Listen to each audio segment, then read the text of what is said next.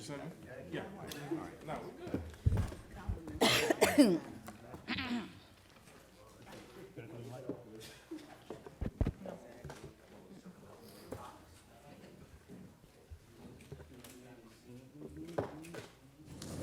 Is it on?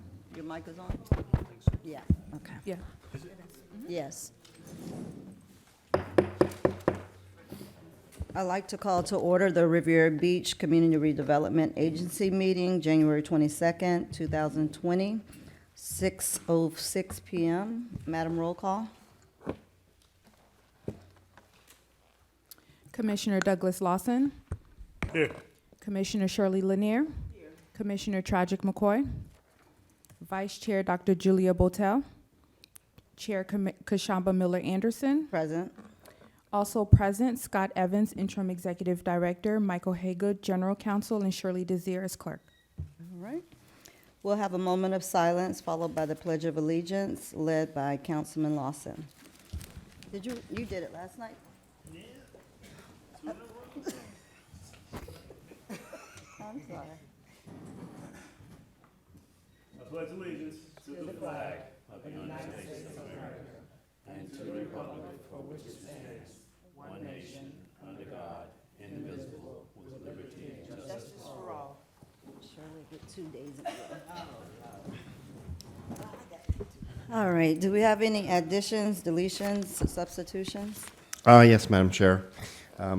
Item number 5 is a resolution for approval of a sale agreement for CRA property located on Singer Island. We propose to change this to just a discussion item. The final agreement was only just recently agreed to, the details, and we did upload it, but we want to make sure that the board has lots of time to provide their comments on the project and consider it. So we'll present tonight, and the developer has brought their team tonight, so we want to make sure they got a chance to present it.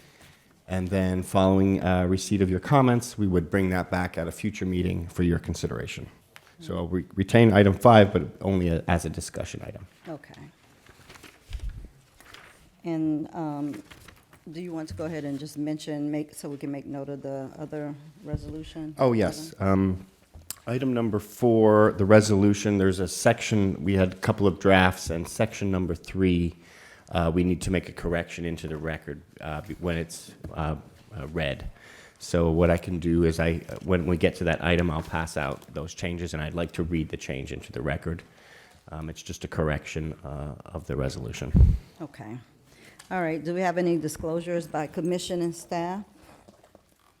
Can we have a motion to adopt the agenda? So moved. All right, Madam Clerk? Commissioner Douglas Lawson. Yes. Commissioner Shirley Lanier. Commissioner Tragic McCoy. Yes. Vice Chair Dr. Julia Botel. Chair Kashamba Miller Anderson. Yes.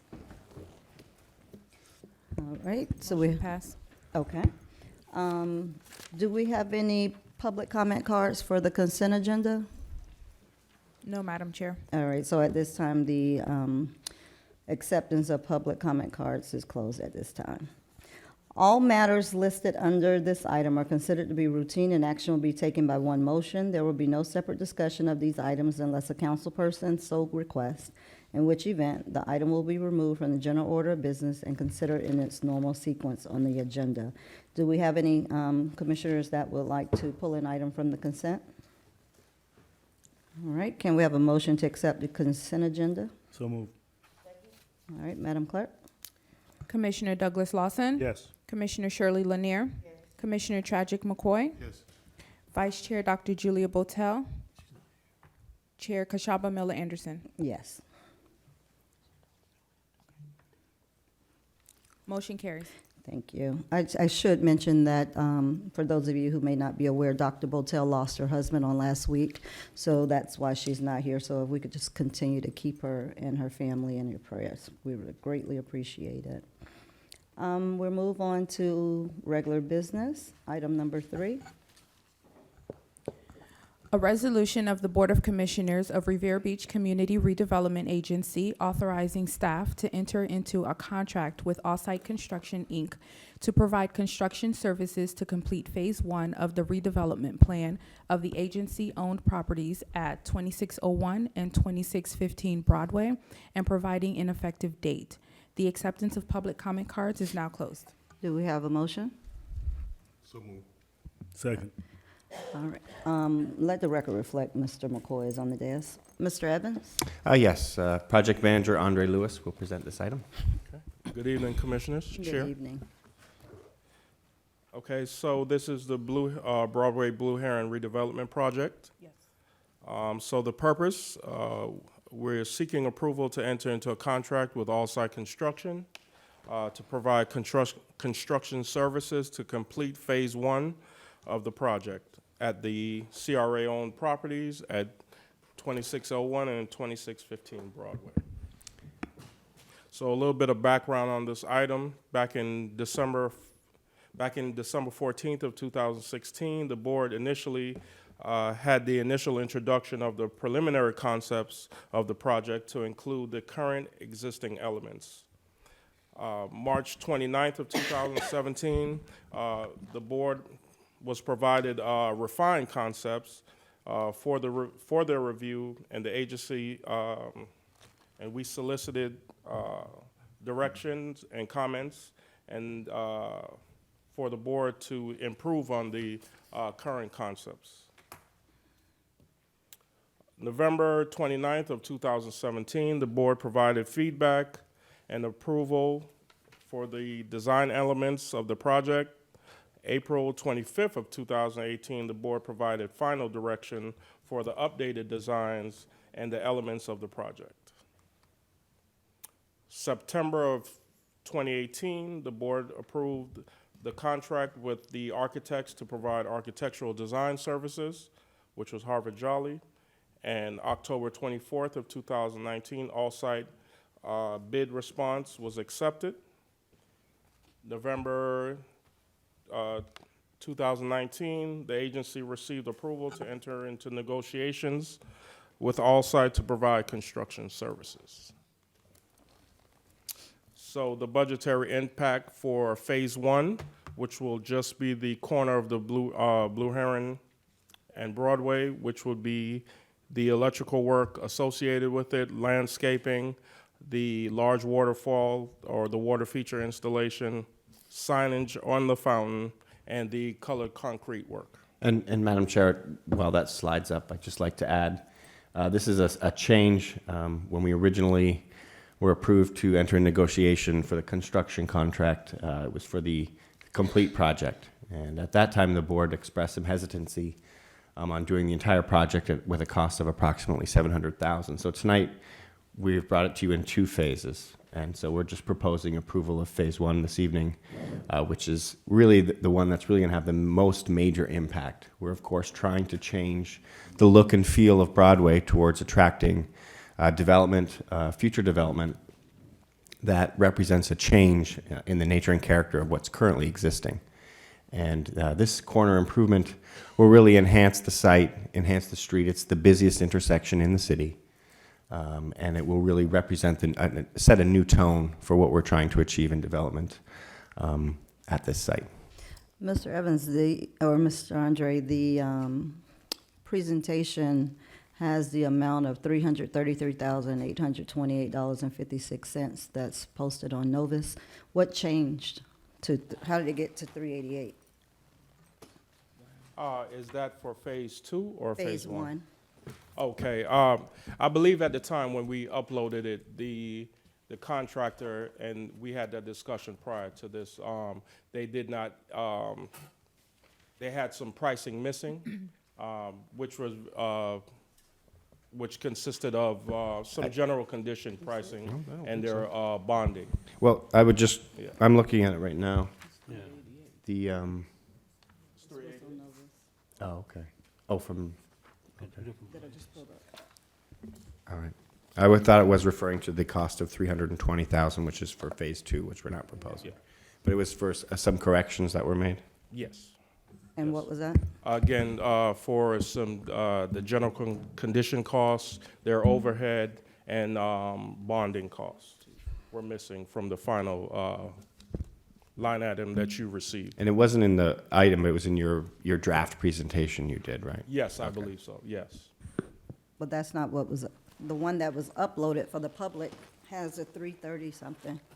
So do you have the breakdown of where it changed and why? Yes, the breakdown is in the memo, but not in the presentation. It just includes the overhead profit and general conditions. The memo includes the right number. It's just the draft presentation that Andre did probably several weeks in advance didn't get updated with the final price. But your contract, the resolution, and the memo all have the correct number. Yes. Okay. Okay. And the item that was missing from his original presentation was overhead and general conditions and profit. But it says the same thing, what it says now is the same thing that's in the presentation that's uploaded. There's nothing missing on that right there. The 388, right? Yeah, I'm saying the bulleted points there, that's Oh. the same thing that's on the presentation with different amounts. Okay, you can go ahead. Okay. So we had Roebling Architecture do an independent estimation on the project, and this is a revised breakdown of what we received from them for the total project. They stated that they estimate the project to cost $696,106. Questions? Can you go back to that one for a minute? Sure.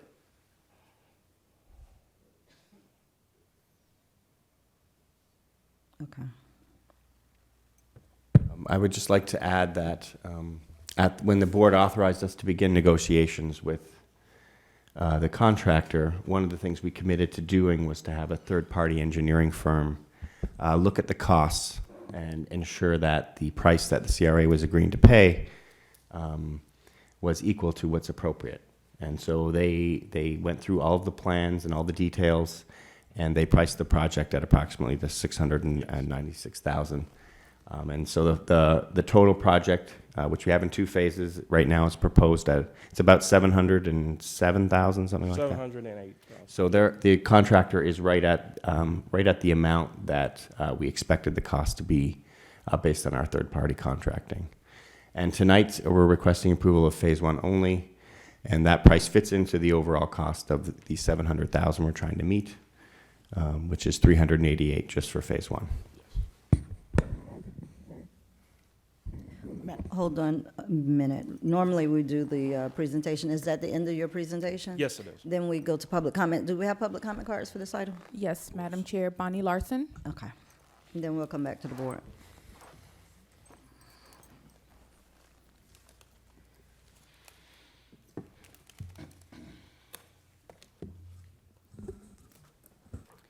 Bonnie Larson, I have many issues with this, but the most important one is Go ahead.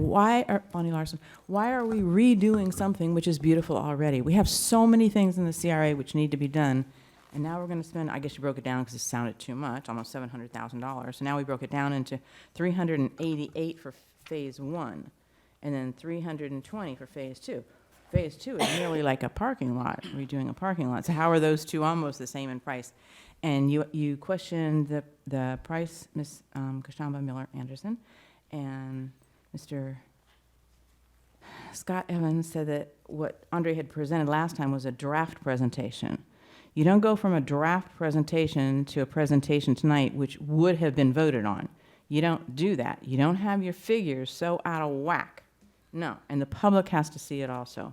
This is absolutely ridiculous that those two are priced almost the same, and that on the presentation that was kind of fluffed off as, oh, that was just a draft presentation. We need to see every single thing.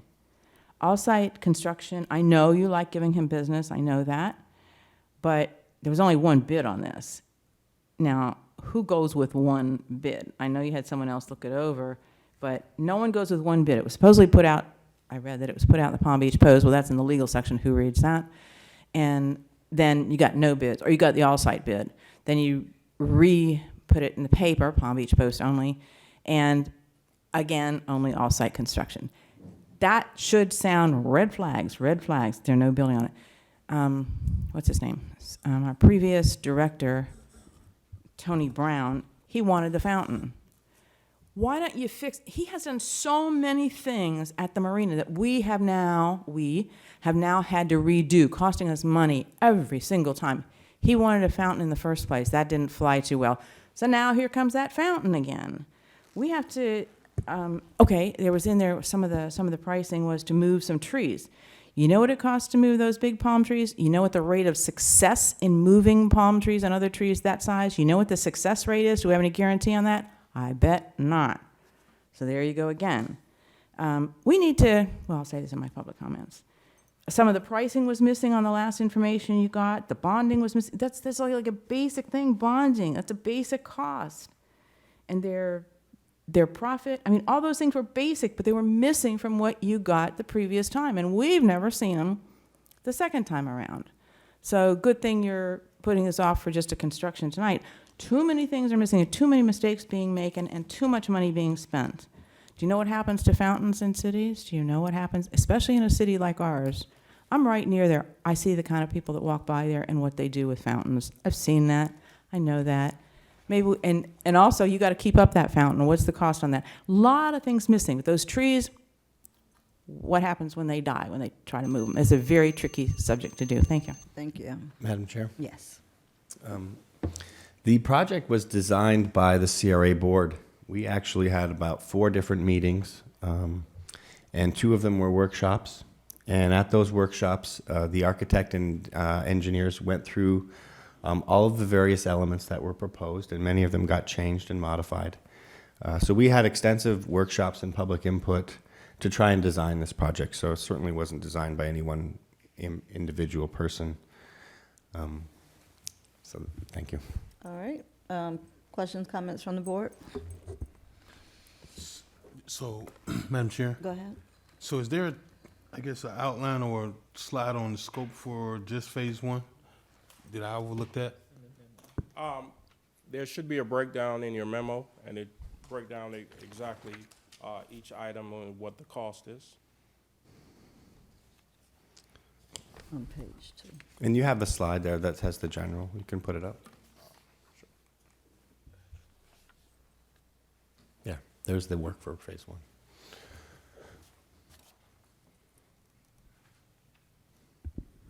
So it was approximately 320 for phase 2, is that correct? Yes, if the board elects to do phase 2 sometime in the future, then that would cost $320,000 approximately. Okay, I don't want to sound naive, but I'm not a construction person, but, so that only speaks to electrical. I imagine it's implied that plumbing is included too, because like, do we have access to water already at that site? Yes, we have access to water at that site. The water feature installation, of course, includes everything that would be required for the fountain. Do we have an estimate of maintenance? I'm sorry? What it would cost to maintain that? I mean, it just doesn't run every month. I'm sure it has to be cleaned and some regular upkeep on it. Yes, at the marina for our fountains, what we have is a annual contract with a firm who manages and looks after fountains, pools, et cetera. So we would have we would do a maintenance agreement, and then if there's any, they would maintain it on a regular basis to ensure it's in good working condition. And then if there was any repair costs, they could do that. And that just puts someone in place looking after it on a regular basis. And the cost, we're expecting it to be around $250 to $300 a month. Okay. Anyone else? Madam Chair, Yes. the last conversation that we had about this in November was the steep cost of this. It's the same price. All you're doing is just breaking it up in 2 phases. So I have a problem with this amount of money for a fountain and a wall, period. Second of all, that money could be going towards helping businesses along that corridor. It could go, there's shops right down Blue Heron on both sides, behind the other building that you guys are working on for your offices. And I mentioned this during the time when you bought this building, that those shops on either side down Blue Heron Boulevard have gotten any help in terms of facade. So you're gonna put $700,000 in a fountain and a wall and a concrete slab for a property that the CRA owns. I just, it just doesn't make any sense to me. You could build 4 houses with that money. You can increase generational wealth with that money. But to put it as a monument to whom I don't know, I just cannot agree to putting $700,000, almost $1 million, in a fountain and a slab of concrete.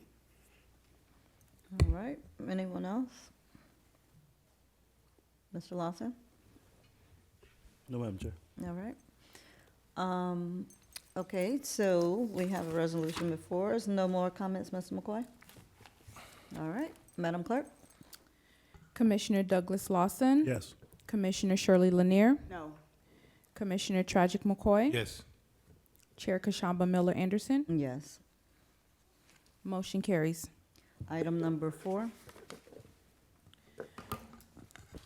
A resolution of the Board of Commissioners of the Riviera Beach Community Redevelopment Agency authorizing the execution of an agreement for sale and purchase with Gerald Properties LLC for property located between 12th and 13th Street, fronting on Broadway, as is more specifically described in the agreement, providing for acceptance of a sale price of $1,975,000 plus applicable closing costs, directing and authorizing the chairman and executive director to take such action as shall be necessary and consistent to carry out the intent and desire of the agency, providing an effective date. The acceptance of public comment cards is now closed. Mr. Evans, is this the item you wanted? Yes. There was some sort of correction you wanted done? There is. If it's all right, I'll present presentation, and then when we get to the section related to the Okay. So can we have a- correction to the resolution, which I've handed out, I'll read it into the record. All right. Can we have a motion? So moved. Second. All right, Mr. Evans? We're very excited to be bringing you this property acquisition tonight. The city and the CRA have invested over $40 million into redevelopment of the marina. And the next phase is to attract private development, which will bring a lot of new jobs, economic development. In that phase, we're proposing to build a new hotel, parking garage, some new waterfront restaurants. We'd like to attract some apartments, build some condos, and have some new water-related retail all on the site. And towards that end, recently, the City Council approved the abandonment of Old 13th Street. And this allowed the CRA to try to put together the larger development parcels that are needed in order to achieve redevelopment at the marina. And this slide shows the location of the property that we're proposing to acquire. It's the star there, and if we zoom in a little bit, this is the property. It's located on the south side of 13th Street and the north side of 12th Street, and it's right along Broadway, and it's currently owned by Viking. The abandonment that was approved allowed us to swap properties with Viking to create these larger development parcels. As you can see, in the green was all the little parcels, and the ownership of those was mixed in the marina, with the CRA owning some and Viking owning some. As a result of the property swaps and the abandonment of the street, we now have two larger development parcels on the property. And this slide shows, this is the Phase 1 site plan. And this is a little bit better. I'll just reorient the board. So this is Broadway, 13th Street coming into the marina, and this is the event center. So the new property configuration as it currently is now approved is showing number 9 and number 10. And number 10, which is adjacent to the marina, is owned by the CRA. And number 9, which is adjacent to Broadway, is owned by Viking. So tonight's agenda item is to purchase number 9, which is this property here, which gives the CRA control of the entire block for redevelopment. And this is significant because we'll be able to really achieve a lot higher scale of density and development because we control the entire block. And it really puts control of the Marina Village Phase 2 project into the city and the CRA's hands. We had the property appraised. It appraised by two certified appraisal companies. The appraisals came in, one at $2 million and another one at $1.85 million. See, the proposed purchase price is $1.975 million, which is less than the highest appraisal, which we got at $2 million. If you take the average of the two appraisals, it's about $1.92 million. So the proposed price is only 2.5% above the average proposed price, the average of the two appraisals. This project's in a critical location, and I would like to read into the record. Unfortunately, the resolution didn't get updated, so Section 3 just provides that information, and I'd like to read it into the record now, Madam Chair. Go ahead. This is Section 3 of the resolution that we're proposing to be approved. The agency obtained two appraisals for the property by state-certified appraisers.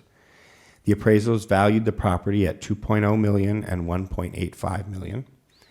The proposed purchase price is less than one of the appraisals, and the average appraised value of the two appraisals is $1.925 million. The proposed price is only 2.5% higher than the average of the two appraisals and is recommended for approval as these properties are in a critical location within Riviera Beach and the future Marina Village redevelopment site.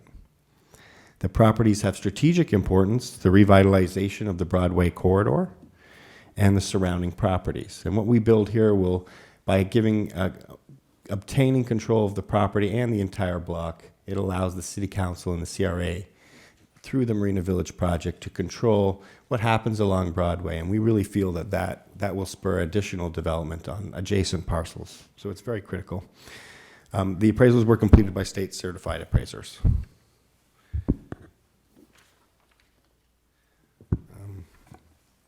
One other thing I would like to add. This gives us control of the entire block, but there are a few conditions. So your approval tonight will allow us to begin the process to bring it back to you for future approval. In order to acquire the property, we must first complete some additional property due diligence, which we would complete, site assessments, surveys, a title search. And assuming everything was okay, then we would bring that back to the board for approval. At the same time as we will issue requests to banks to provide loan funding for this purchase. In order for the CRA to borrow dollars, both the CRA board and the City Council would have to approve the loan documents. So if the board elects for us to pass this resolution, we would then issue the request to banks to provide the loan funding to purchase the property, and then that would come back to the CRA board at a future date, along with going to the City Council for final approval before the sale of the property could close. Thank you, Madam Chair. All right. Do we have any Madam public? Chair. Yes.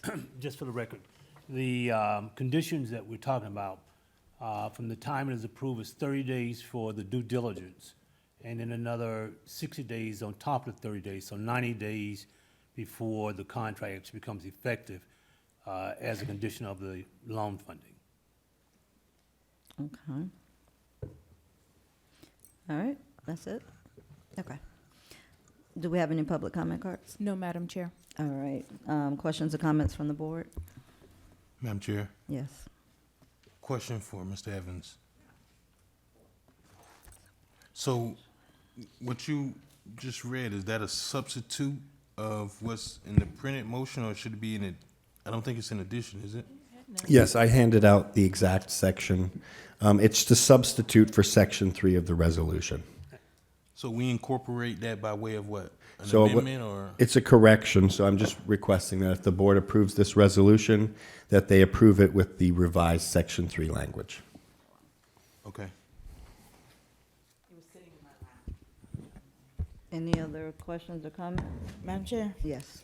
I think this is probably a better deal since it is, you're purchasing it for less than your appraised value. But what about the swap for the townhomes? The property swap that it has been, was approved and is now effective, provides us property along 11th Street. And that property is adjacent to property that the CRA and the CDC already own. So that means that we're now able to proceed with the concept of providing new townhomes on 11th Street. So that's another benefit of the approved property swap. So we'll be bringing you at our next meeting an update on the concept for the townhome plan, and we'll also lay out a schedule for implementing that project. I know it's a board priority in our discussions, Commissioner Lanier, and we will expedite that townhome project also as a part of this, part of our work plan. All right, anyone else?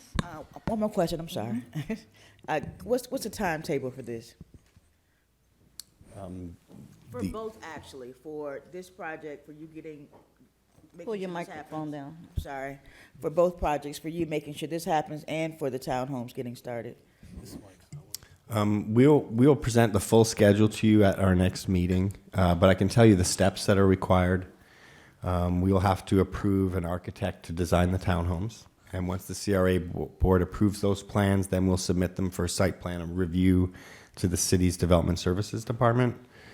That process takes about 5 months. So if we take 3 months in design, 5 months to get approval from the Development Services, then we can complete our construction plans. So it's about a year before we can begin construction to go through all of the various processes because the project has to be bid out.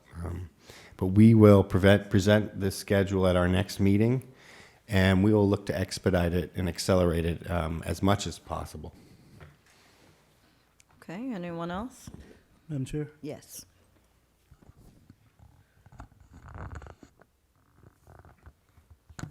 Mr. Evans, the purchase of this property is going to allow for us to continue negotiations with, for Phase 2.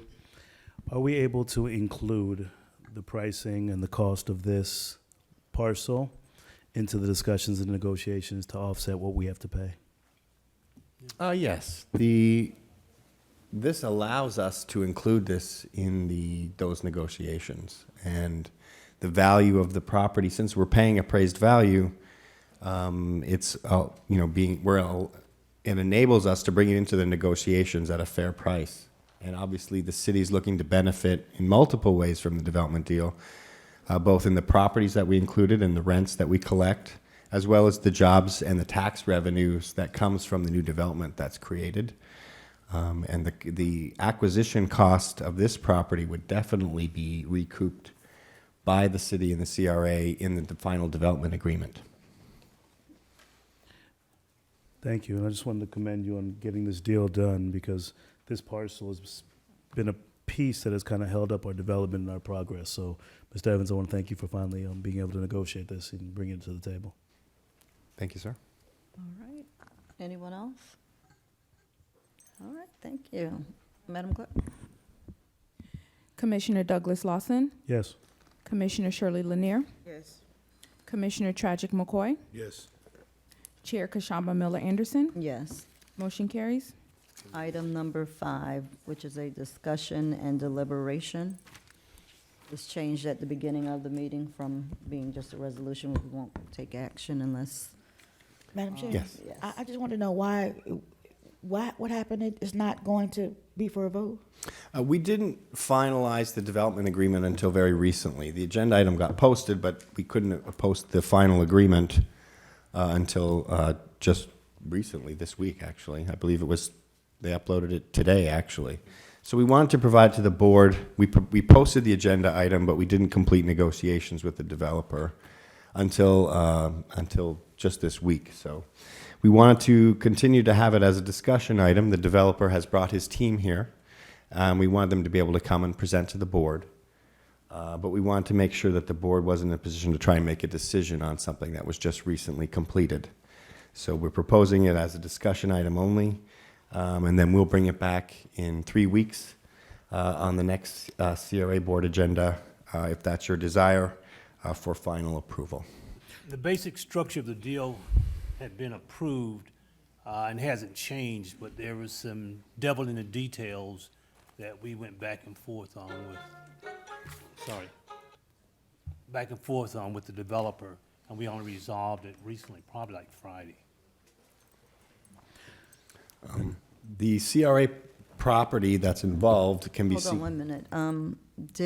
Did you say whether or not we had public comment cards and if it was closed? Do we have public comment cards for number 5? I didn't read out number 5 yet. Okay, go ahead. You still wanted to read out as a resolution? Or are you just going to do it as a Yeah, discussion? it's just and discussion just item. put the title, say the title so that it reflects it in the record of what the Okay. property, or what the area is, what the subject is. An agreement for sell and purchase. Of what?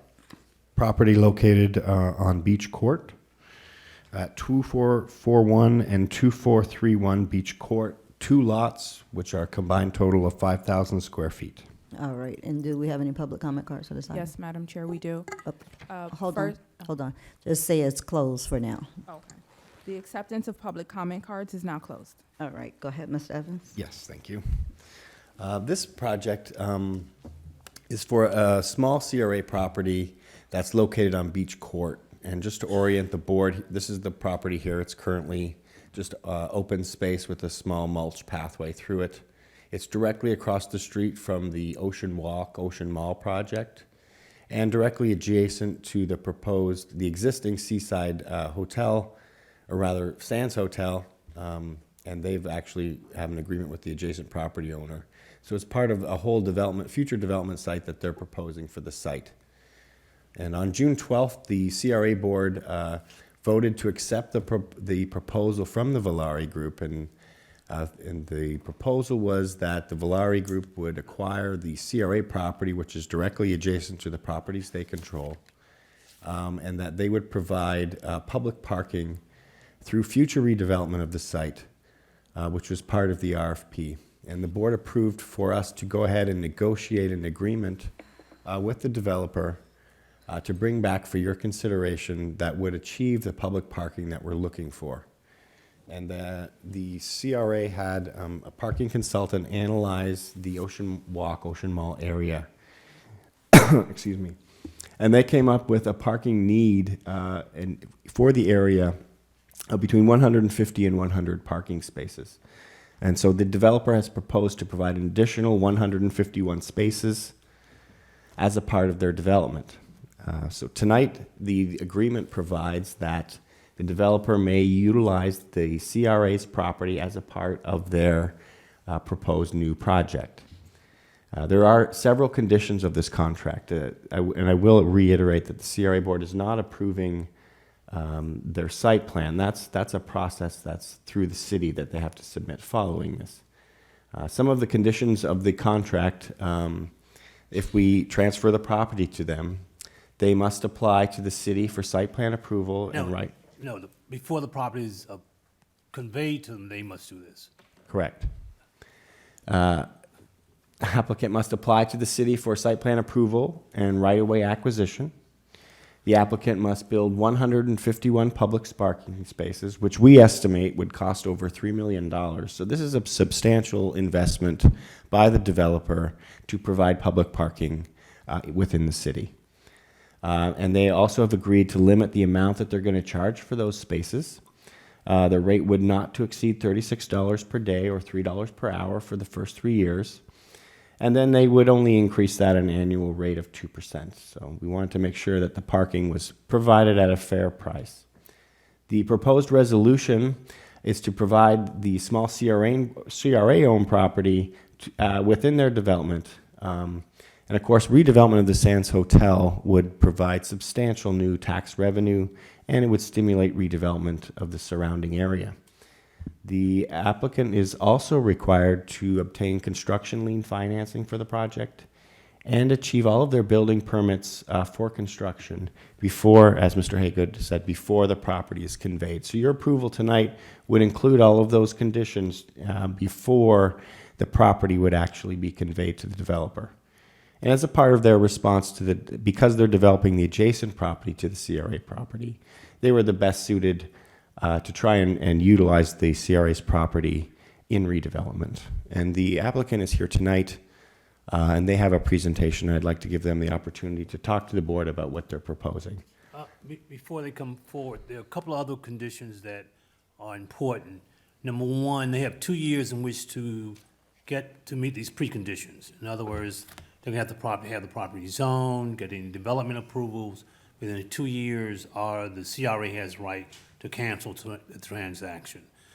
if in fact they're able to close on the construction loan, and the important part of that is that we know that a project is coming forward before we convey the property. They then have 4 years to complete the construction and provide the parking. So you're talking, in theory, 6 years out, before you would see the parking under the contract requires the parking to be provided. Madam Chair? Can we go to Quick. public comment cards first? Just a quick question, ahead. Mr. Haygood. Mr. Haygood, you said that they have 2 years to obtain the construction loan. And, yes, sir. So, once they obtain, don't the lenders normally require that the property be transferred over prior No. to approval for construction loan? We'll do simultaneous closing. In other words, when they close on the construction loan, we will simultaneously convey the property to them. But then you said there's also an additional time frame That's- afterwards? Yes, sir. But they will have title at that point. Correct. So they didn't have That title 4 is then transferred at that time. Yes, sir. So any other requirements after that are mute. No, because they then would, there is a penalty for them not providing parking as required by the contract. So they have 4 years to provide the parking. If not, there's a penalty, I think it's at the cost, exact language.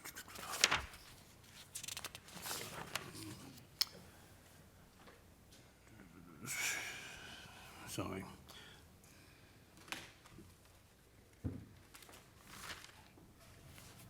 Notwithstanding any other provisions of the agreement, in default of the public parking requirement that occurs and is continuing after any applicable cure period shall subject the developer to potential annual maximum penalty of an amount equal to the daily rate per parking space by the number of days the developer defaults in providing the public parking. And that's after the additional 4 years? That's it, yes, sir. Okay. I'll reserve the remaining questions, Madam Chair. And actually, I apologize. If they're going to do a presentation, we'll do the presentation for them first and then go to the public comments. Thank you, Mr. Haygood. Yes.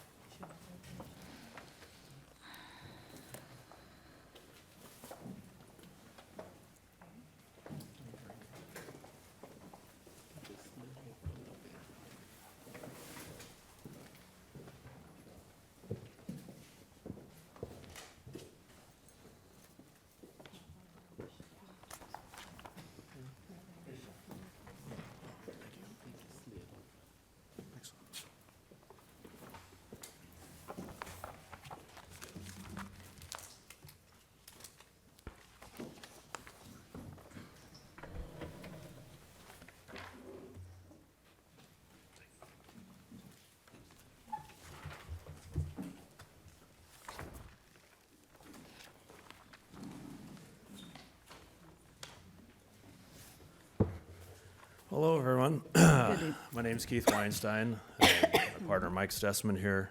Good evening. Good evening. Thank you for having us. We look forward to showing you what we've been working on for the last almost a year now, which is the Riviera Beach Resort.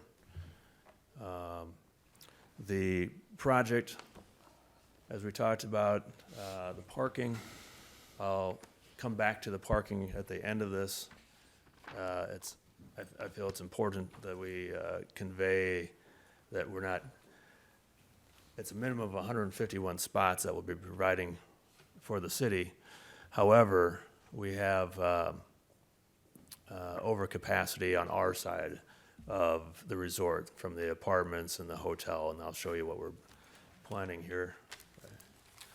Figure out how to- Okay. So here's the site. The site is a L shape.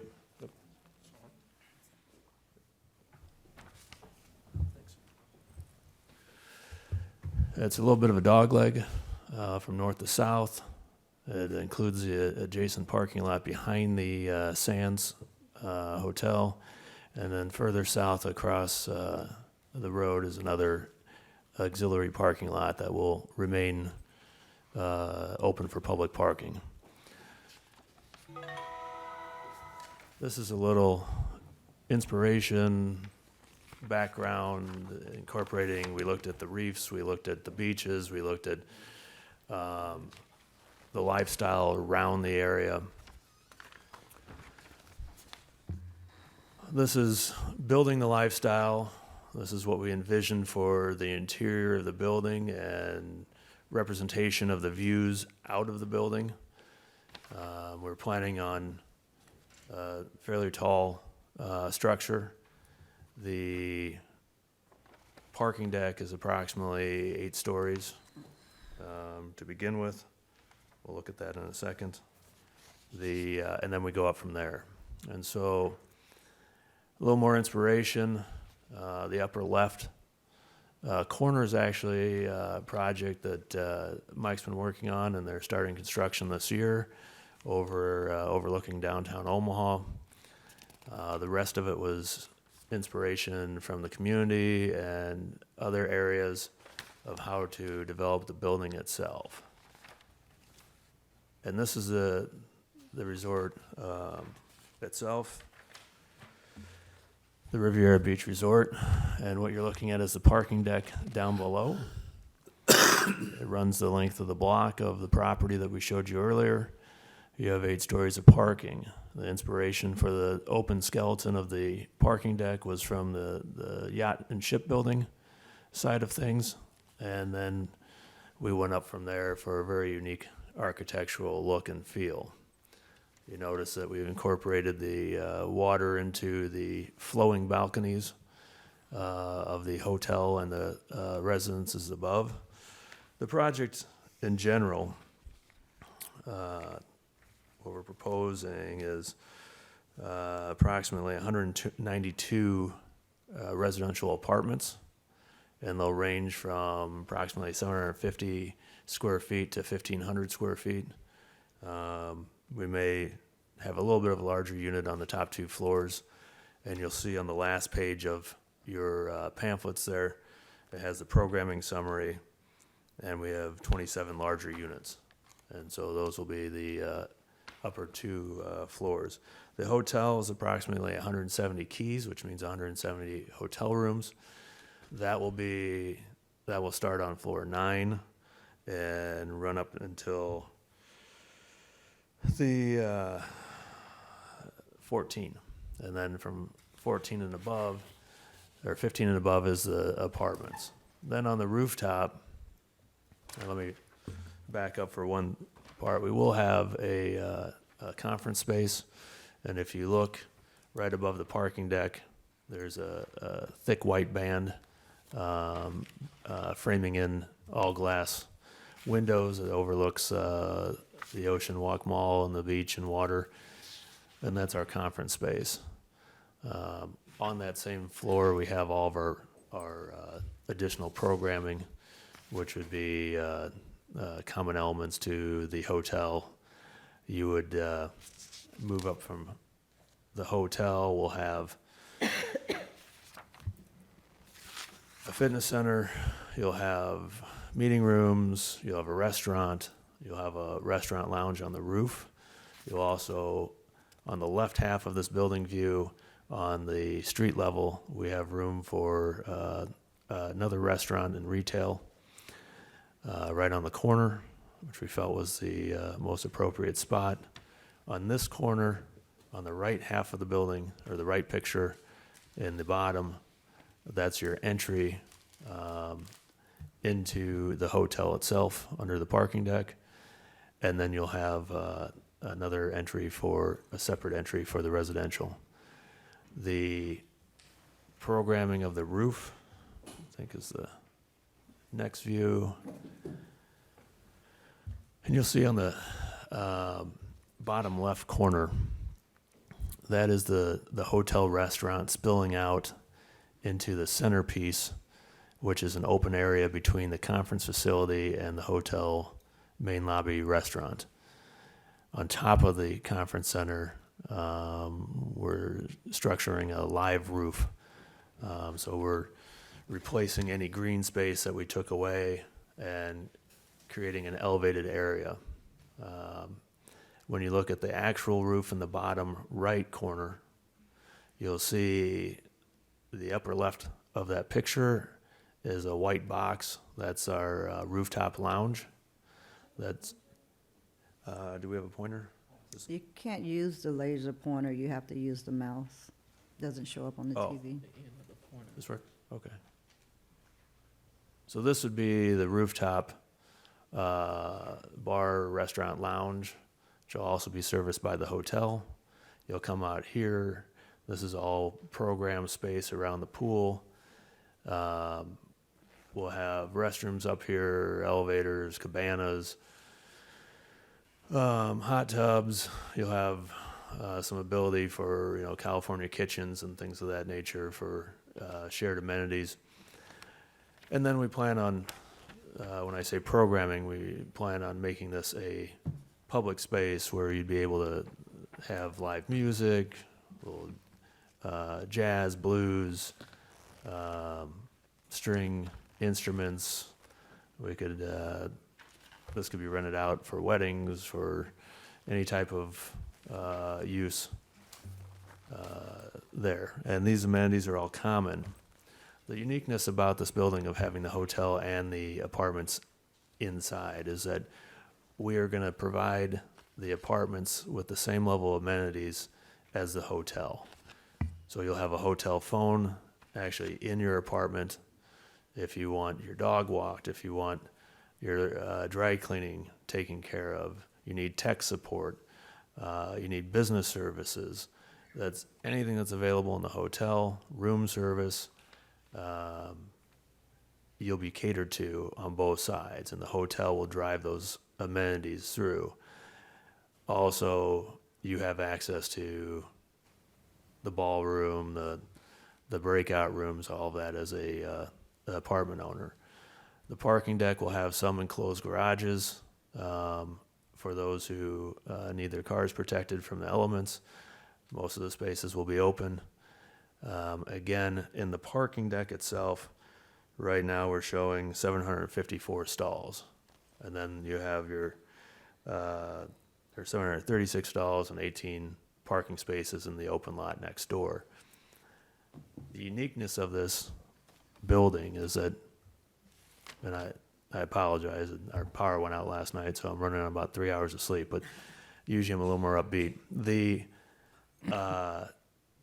uniqueness of the building is it's substantially all glass, which is something that doesn't exist here in the area yet. You also have a specifically unique architecture.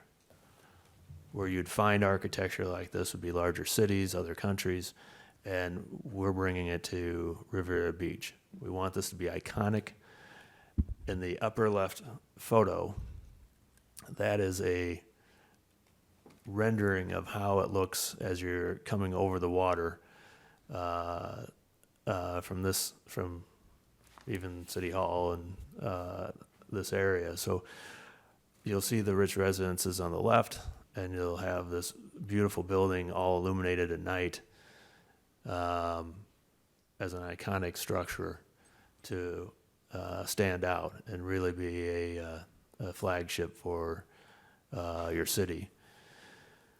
More importantly is in the parking side of things, we're required to provide a minimum of 151 spots, which we do in the programming.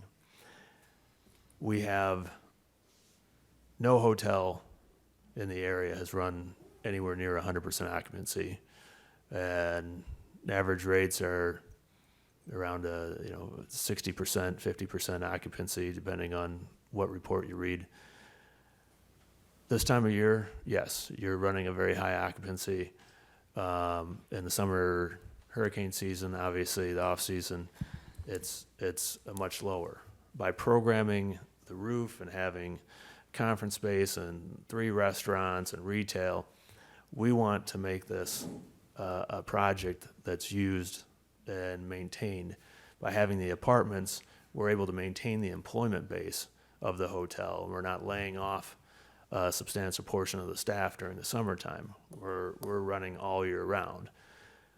What it means for parking is that of the 170 stalls for the hotel. If we're only running a 60% occupancy, there's 40% of our parking that's available for public use. On the apartment side of it, we're providing 2 cars or 2 spots for every apartment. Not everyone's going to have 2 cars. A lot of people will use, public transportation, Uber, Lyft, those type of things. And a lot of people, you'll have a split between people who are moving here as a second home and those who will live full-time. Having those amenities makes you want to stay there longer and spend your tax dollars in Riviera Beach. Having the full employment year-round obviously helps the employment base, but you'll also have sales tax being generated here, a substantial amount of room tax that doesn't exist today, tremendous employment base from this project. And then, again, jumping back to the parking, we have the conference space. So we have provided more than, and when it's off-season, we hope to program the conference space. But what that does is just brings more people and more opportunity to the project. As far as the,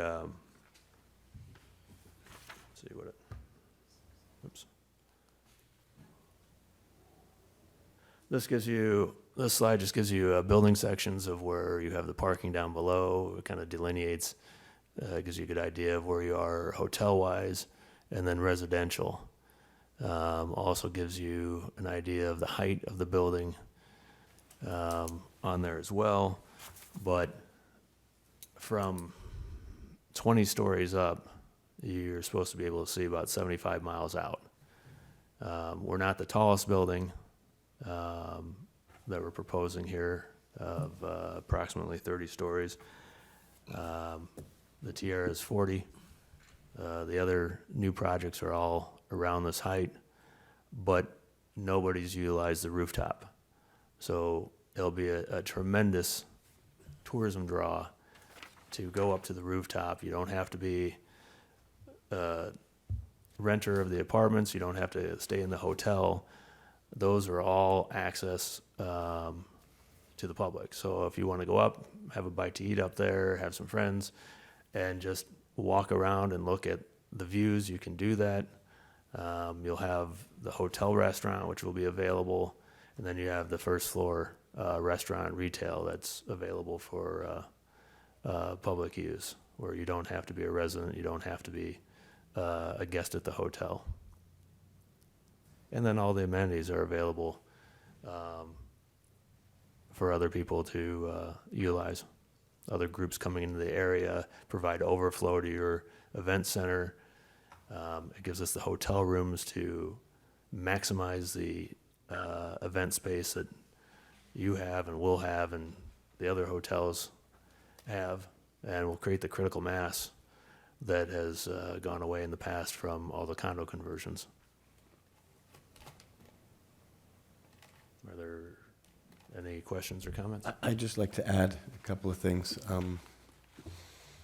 So the agreement that's proposed has an exhibit that's not yet completed, and that the final exhibit is the final site plan that gets approved by City Council for the project.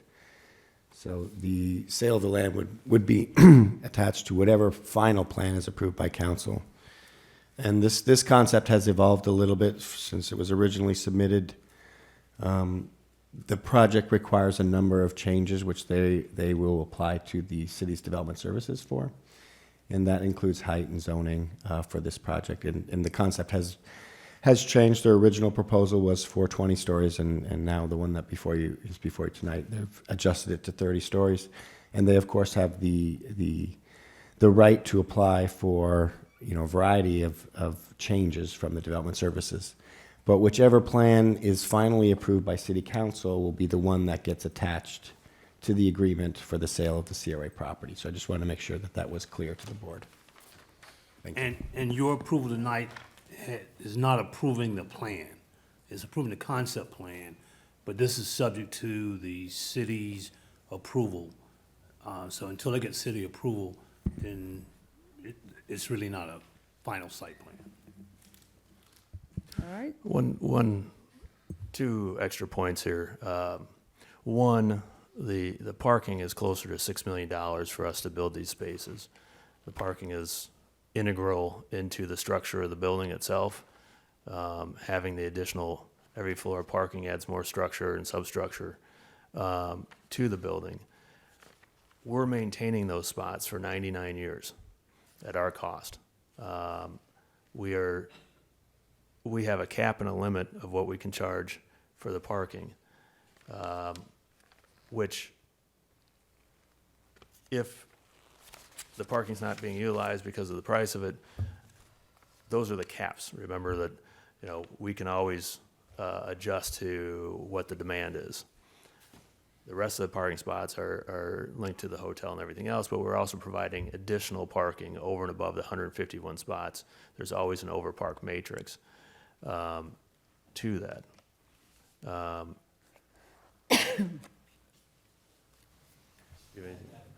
Sure.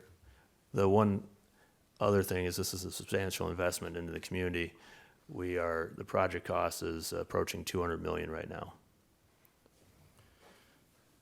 Mr. Evans should get a bonus for what he negotiated to get for what he's getting back on the 5,000 square feet. I just wanted to make that public because obviously this is a big, huge trade-off. I left Des Moines the day before yesterday. It was Just state your name for the Mike record. Stessman with Baxter. I left Des Moines the day before yesterday. It was -9 degrees with 8 inches of snow on the ground. So we're very excited about getting an opportunity to come down here and go to work. We do think it will have a significant impact on the community. And with anything, a project of this scope takes an immense amount of time, effort, and work, not only on behalf of the developer, but on behalf of the city and everyone that is involved within the city. So we're excited to get started. This is the first step in which we can do that. And we're really looking forward to creating a strong private-public relationship that will bring this project to conclusion. Thank you. Thank you. Follow-up comment to that. One follow-up comment is that there's 2 years to negotiate and make it through the city. And as part of what Mr. Haygood explained earlier, there's 4 years to build it. We plan, in all good nature, to try to build this in 18 to 20 months. Hurricane season could throw that off by a few months, but that's our target from the time we start construction. As soon as we have your affirmative vote to move forward, we will fast track the construction plans. It'll take us about 5 to 6 months to complete that and be ready to pull all the permits. At the same time we're doing that, we'll be going through all the other divisions of the city to make sure we meet all the codes, which we've already had our architects meet with various heads of your divisions. And then we plan on, instead of a 6-year window to provide parking for you, we'd hope to be able to have parking in the next 2 years, depending on how long it takes us from today to be able to get all your approvals. Okay. Last, we will be working with local people. I really want to emphasize that. So we've already started to have a few of those conversations that have been pointed in the right direction. So I just wanted to emphasize that as well. Thank you. Thank you. We'll have public comment, and then we'll come back up to the board. Yes, I have Shirley Graham, followed by Aman Israel and Bonnie Larson. Good evening, council members. Good evening. I'm Shirley Graham, and I live at 1630 West 30th Street, a longtime resident of Riviera Beach. And I must say that with the new council and new city administration, it is much easier to get stuff done in City Hall. That's a plus. But we must, as citizens, look at these major projects that's coming to the city and not have business like it used to be, where these developers are going elsewhere, West Palm, Lake Park. We need them here because we need this tax money. My taxes have gone up for the last 3 years. So we need to get any new development going in the city. If you look at West Palm, it's blooming. I worked there for 36 years in the development services, so it is really blooming. And we have so many amenities here, beautiful waterfront, beach. West Palm has none of those things, and we should have that type of growth in the city of Riviera Beach. That's my hope, and I'm looking forward to seeing some of this come to fruition in the city of Riviera. Thank you. Who's next? Can you all come on up? What was the second name? Amon Israel, followed by Bonnie Larson.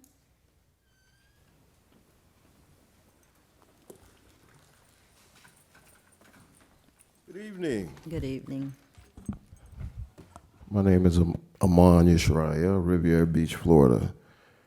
You know, I was outside looking at the presentation, and I mean, it was really just outstanding to see that someone's bringing something that's superior, first class to our city, coming through the CRA. I think it sets a standard for everybody else that come to the city of Riviera Beach that you're just going to have to, you can't do average anymore.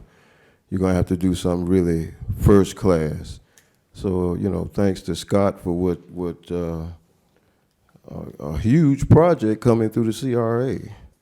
I'm really enthused by it being named the Riviera Beach Resort.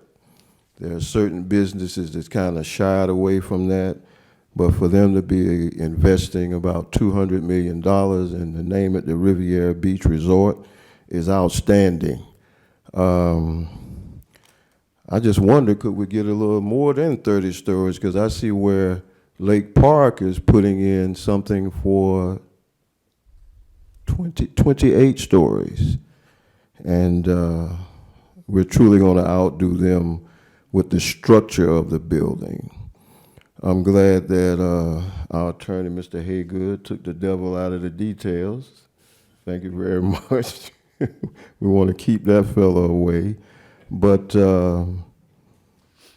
just an outstanding project. And these are the kind of projects we need to bring more excitement, and I think it will spur much development even on the west side. And when people come to us, they'll know that they have to come with first-class projects. Thank you so much. Thank you.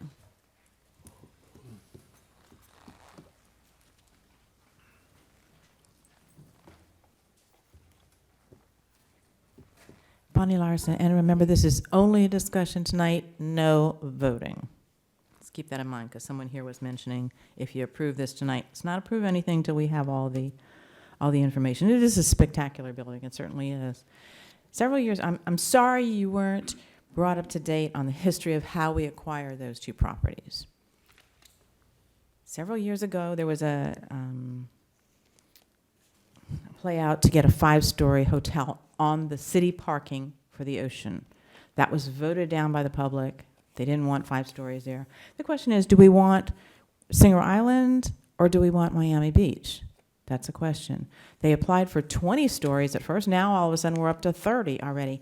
What we need for this project is what we had for another little project, and that was an aerial view, a 3D aerial view of the building. It's expensive, but a $200 million project, they can certainly get one of those aerial things. I don't know, engineers know the name of it, I don't know the name of it, but we had one here before, and it was spectacular, because you could see the building, you could see all the surrounding area, you could see everything, and that gives you a good eyesight into what's happening. How tall is the Marina Grande? Let's just ask out for, people were shocked when that went in. All right, I was a little dismayed that, how are you going to keep that parking straight? I don't understand. How are you going to say this is for Riviera Beach and this is for us? And parking for to start off with $36 a day. Can many Riviera Beach people afford that? I don't know. Don't think so. And then they increase it every year. They mentioned artillery parking. What did they mention? What did they call that? Something parking off to the side. I didn't understand what that was. There wasn't an explanation as to what that parking was. How we got this property in the first place, those two, I have to talk faster, those two little parcels that we own now used to be Buddy's Cafe and Max and Eddie's. The CRA director at the time convinced the then council that we needed parking for the ocean to go to the beach. We absolutely have to have these two parcels, and we paid big money for them, and we let them sit for years and years. We're not parking there. We're renting in the back of there, and another crazy contract, we're renting parking. So if you do this or you do something similar to this, where's our parking? We're back to square one again. We've just given away the two parcels that we bought because it would give us parking. So now we're back to no parking again. There's only so much land. There's only, you can't create more land. That's what you were convinced you would have to have. They said it would be $6 million to build the garage, but Mr. Scott Evans said it would be $3 million if we built it. Why would that be? Because we only need 151, supposedly. So why is it only costing them $6 million? Excuse me, I'm getting my mess. Let's just make it here. Yeah, $6 million to build a parking garage, but Mr. Scott Evans said it would cost us $3 million to build what we need. Just don't like that sharing things. That never works out right, and it's not a vote tonight. Thank you. Thank you. Is that the end of public comments? Yes, Madam Chair. All right. Questions or comments from the board? Madam Chair. Go ahead. So that was one of my first questions. How do we provide access to public parking of 151 parking spaces? Site B has 18, and I wanted to kind of at least get some, I guess, some sort of explanation as how we fulfill that parking requirement. Additionally, this is, I guess that first portion is for the developer, and then secondly, Mr. Evans, would that parking be consistent with the current parking plan that's being undertaken by the city for Ocean Mall, as far as pricing and that sort of thing? Yes, so I'll just, before the developer goes, this project doesn't conflict with what the Ocean Mall, proposed plan for the Ocean Mall is. Their project could, of course, go ahead as they proposed if the board elects to support that one also. We don't see them as mutually exclusive. I will address, what I said was the cost to build those parking spaces was a minimum of $3 million. And the developer, who's obviously they've been working on their model and they know how much it costs for this type of integrated building, would have a much more defined estimate. But we know that parking spaces cost at least more than $20,000 per space. So mine was just a minimum.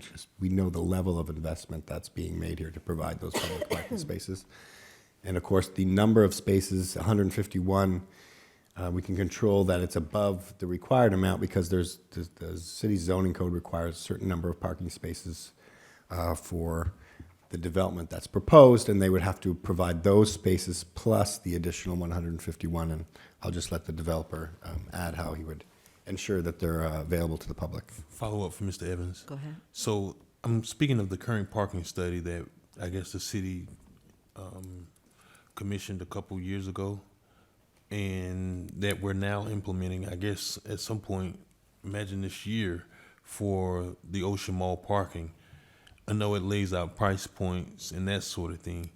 What I was just merely asking was, has there been consideration of, and I guess this is really early, but I guess going back from the development standpoint, when you go into a development agreement, across the street you have public parking that may be, I think we've seen no more than $3 an hour, it may be $2 an hour, based on whatever that parking study, which I don't recall what that is, and that's, I think, something Mr. Sherman and city administration has been working on. Like, is there a significant difference in what that parking study that the city has commissioned compared to just, another 20 feet or 30 feet across the street? Is there a huge disparity in what that parking is going to be? I don't recall exactly what the proposed parking rate that they ran their projections are across the street. I will say that the city's parking consultant is the same consultant that did the parking study for this RFP that was originally issued. So the finding that we needed at least 150 parking spaces came out of the analysis from the city's parking consultant. We utilized the same one to make sure that we have we don't have different, different consultants who are advising us. So that consultant is aware of this project, and they came up with the original study that said, hey, we're short about at least 150 public parking spaces in this area. This doesn't impede the city's ability to implement charging for parking. In fact, as you control more of the parking in the area, it actually benefits because you have less free lots, so you're actually controlling all of the parking spaces. So if the city were to implement parking on the Ocean Walk property, it would actually enhance their ability to charge for parking also. And the agreement that's proposed tonight, of course, just sets the maximum rate. It doesn't set the rate for what they would actually be able to charge on bidding on day one. It just prevents them from charging more than a certain amount. So to ensure that we had some continuity in the advice that we were following, trying to identify how much public parking we need, we utilized the same parking consultant who did the city study. And the city could definitely move forward with their parking and not be affected by this project. Since I have you, I want to ask another question. So I think it was on, I guess, the second slide, which is on page 2 of our handout. It appears to be what I see as some sort of, perhaps that's a right-of-way or easement in the rear of the sands. Yes. Is that what that is? Yes. Yes, there's an easement in the back of the property, and as well as some right-of-way. And as part of their application to the city, they're going to have to require site plan approval and some changes to zoning. And of course, they'll also be required to make application to the city for the abandonment of any right-of-ways or inclusion of those in their property. Okay, and I guess, has it already occurred, I guess the adjacent properties, has there been site control already? Have they gathered site control for, I think, there's a portion or at least a parcel that's adjacent to it? Oh, yes. In the RFP they submitted, they said that they had established site control. In order to submit and receive a development permit, they'll be required to provide the city with documentation of that. And I don't know if they want to provide the board an update on their control of the other properties other than the CRA one. We have contracts out on all the properties. Okay, and that's contingent on execution of, The agreement. okay. All right, would you be able to answer the question about the access to, I guess, the 151 public parking spaces? I'd be happy to. The 151 spots are not delineated, and the reason that we're not doing that is actually to the benefit of the city. As you said, if we block out 151 spots, where are we going to put your 151 spots? You know, we want the hotel to have the most convenient spots.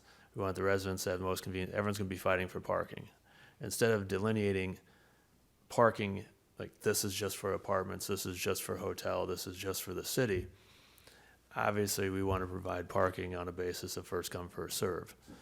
Again, to make sure that you have enough spaces is what you're asking me. I've shown you that we're not going to use all of our spaces per code.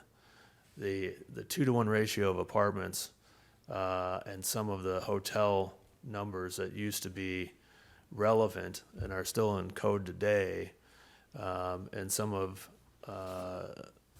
more urban downtown environments, central business districts, you'll find that they've relaxed and become a progressive code because most people walk, ride.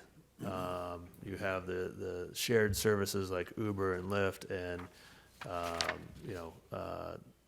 public transportation that's available. So what we find now is the number of people that come in from the airport to the hotel aren't renting as many cars as they used to. It's a fraction thereof, and therefore, we have to look at utilization of our parking, but we're providing it per your code, which we feel is very heavy. Now, we hope to have 100% occupancy at all times of the apartments. We know that people won't be living in the apartments all the time. A lot of these will be vacation homes for people.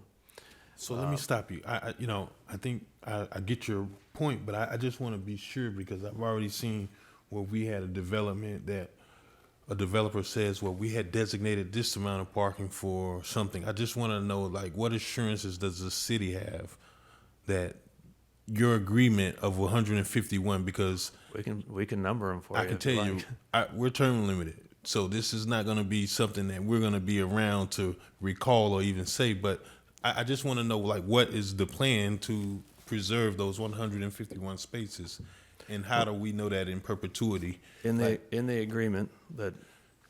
Well, I mean, I which understand the wasn't- agreement. Which wasn't ready for you, but in the agreement, it runs with the land. So if we sell it, we go, God forbid we go bankrupt on the project, whoever owns this for the next 99 years has to maintain those 151 spots.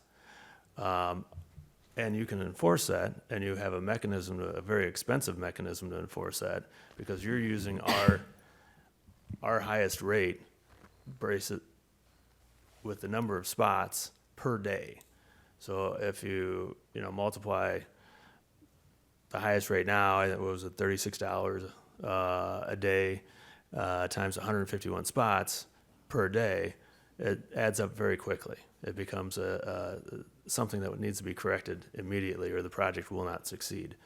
The 151 spots are provided.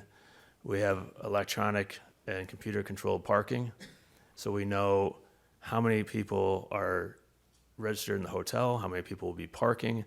They will have their access passes.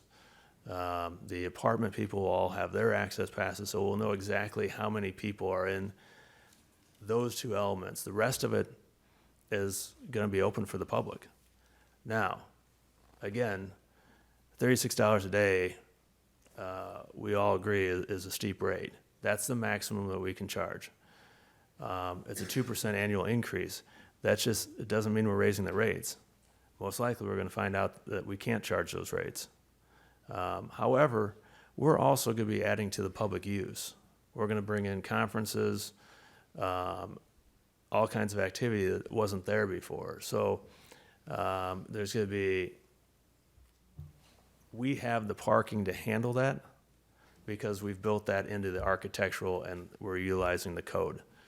So we have well more parking for the community than what we have. And there'll be a lot of times that in your slow time that you'll find out the parking deck is less than 30% occupied. The hotel will be at its lowest occupancy. The vacationers won't be down here in the hurricane season, and we won't have anything happening other than the restaurants, but those will be slow. To our student neighbor and some of the comments that you had. Well, hold on. Oh, go ahead. Actually, Mr. Haygood? Yeah, it's working on. There were two questions. One is, we originally said that the space would be reserved. The developer pushed back and said, well, rather than reserving it, we will just have open parking. That's a separate question. I'm not sure I'm understanding tonight. The 151 is in addition to any required parking for the rest of the development. Correct. Okay. So it's not open is what I'm hearing you say. It is open, but originally we provided that it had to be reserved. That's the original concept. They came back and said, as they're explaining it now, rather than reserving them, let's leave them open. But I think more importantly is that the agreement wants them to provide 151 parking spaces over and above what they have to provide pursuant to code. So it's programmed in, Mr. McCoy. So you've got, you have a program number of spaces for the hotel, program number of spaces for the apartments, program number of spaces for the actual city and what those needs are. Those are all programmed in there. There will be, with a parking deck, it's kind of different. You kind of 30% over park your deck because you have people coming in and out at all different times. Like Keith had mentioned earlier, you have people who might not be staying at the apartment. the hotel may be only at 50% occupancy. There's a lot of give and take in that. The bottom line is you have over 700 new spaces in that area, of which 151 are programmed in there for the city and its uses.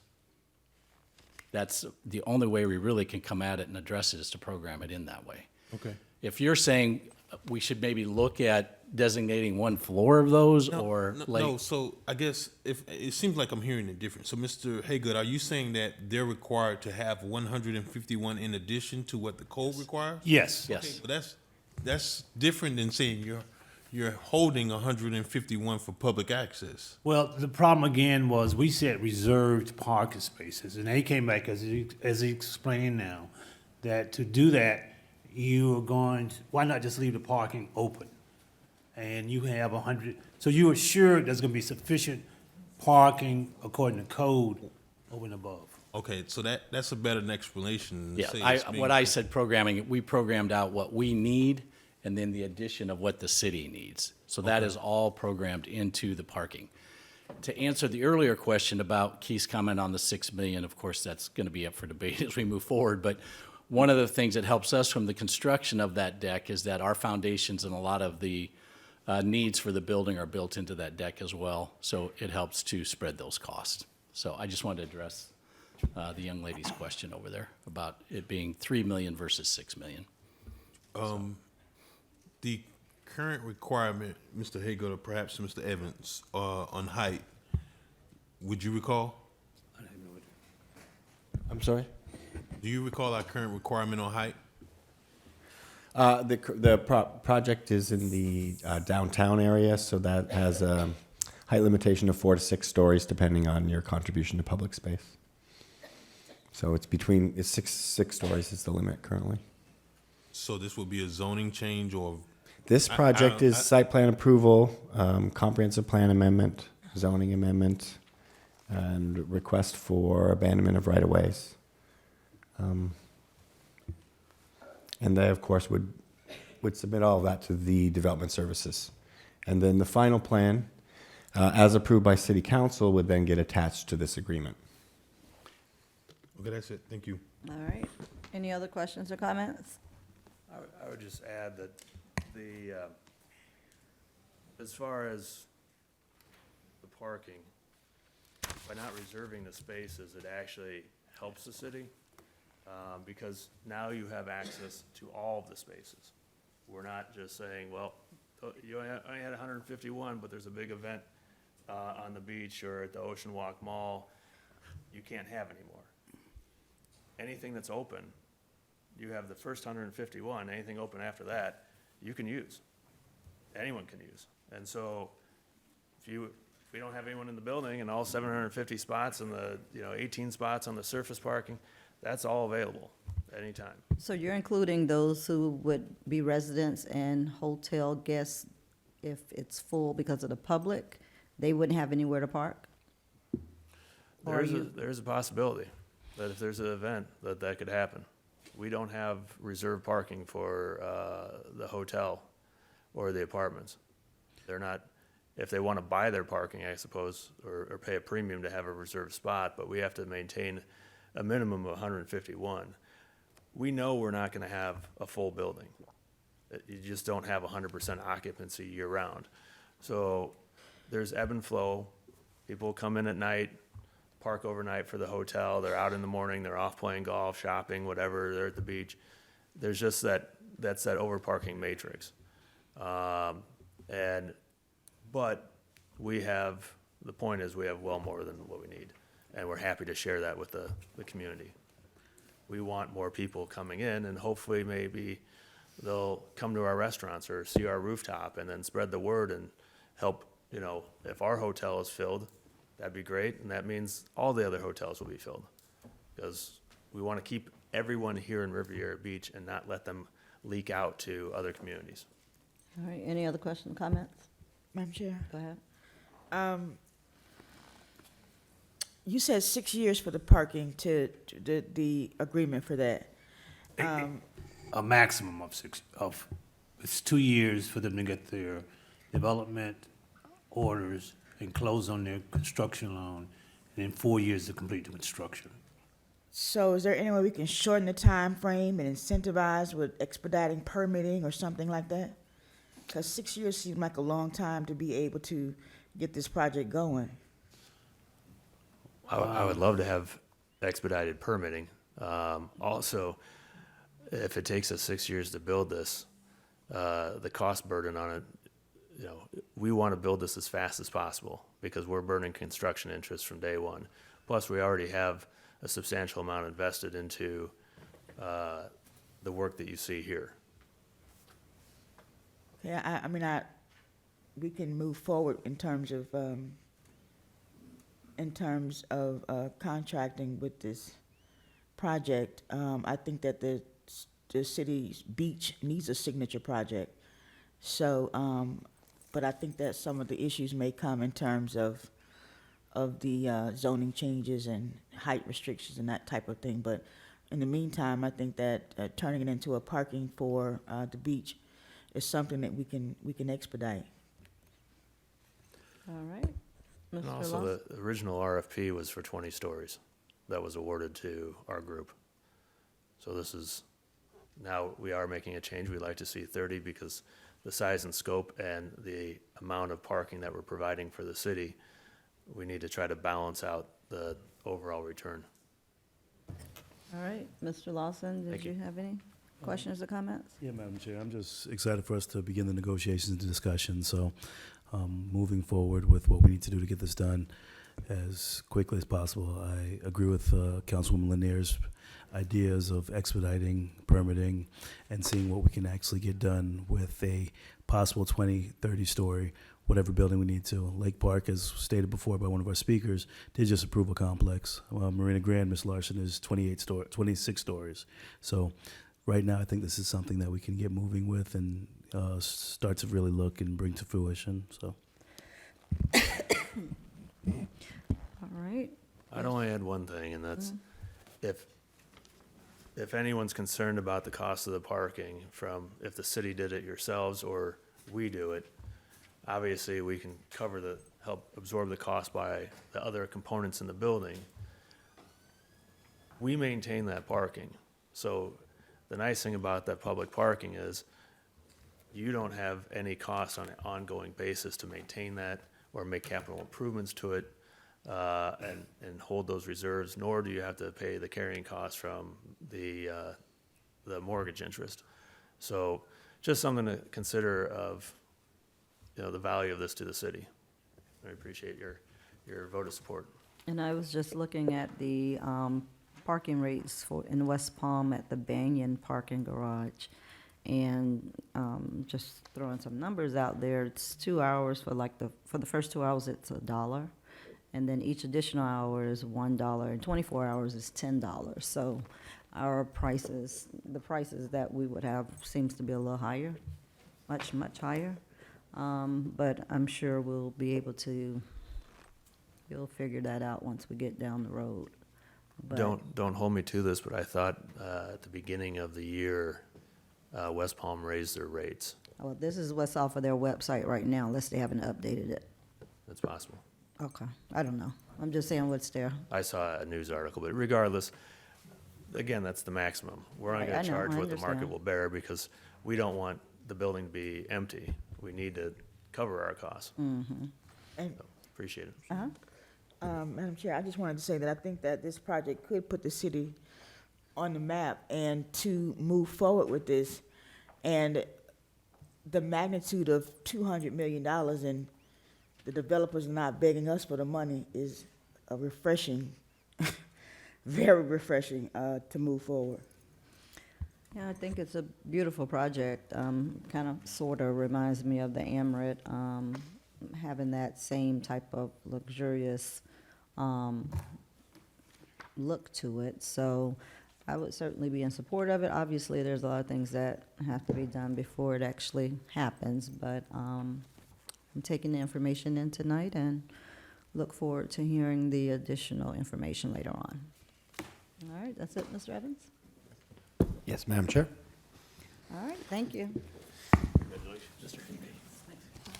Very nice to meet you. Thanks for all your help. Item number 6, Item number 6 is a request by Commissioner McCoy for discussion of the CRA's licensing agreement with Willis Williams. The licensing agreement was approved, on February of 28, 2018. And the agreement allows Mr. Willis Williams to locate mobile vending within the Spanish Courts area. And he pays a monthly rent of $795, which we came to by having an appraiser calculate what we should charge him. This was a board-initiated and approved item, so the board previously directed the agency to make the Spanish Court site available to Mr. Williams, and so we did, and we brought in a licensing agreement for that approval.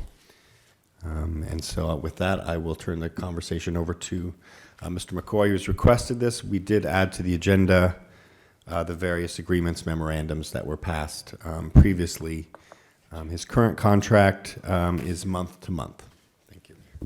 Do we have any public comment cards for this item? No, Madam Chair. All right, so the acceptance of public comment cards, it's close. Mr. McCoy.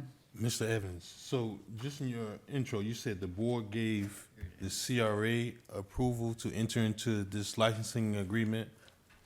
Yes, the CRA board directed us to put on the agenda to provide mobile vending at Spanish Courts. So they modified the agenda, put it on the agenda.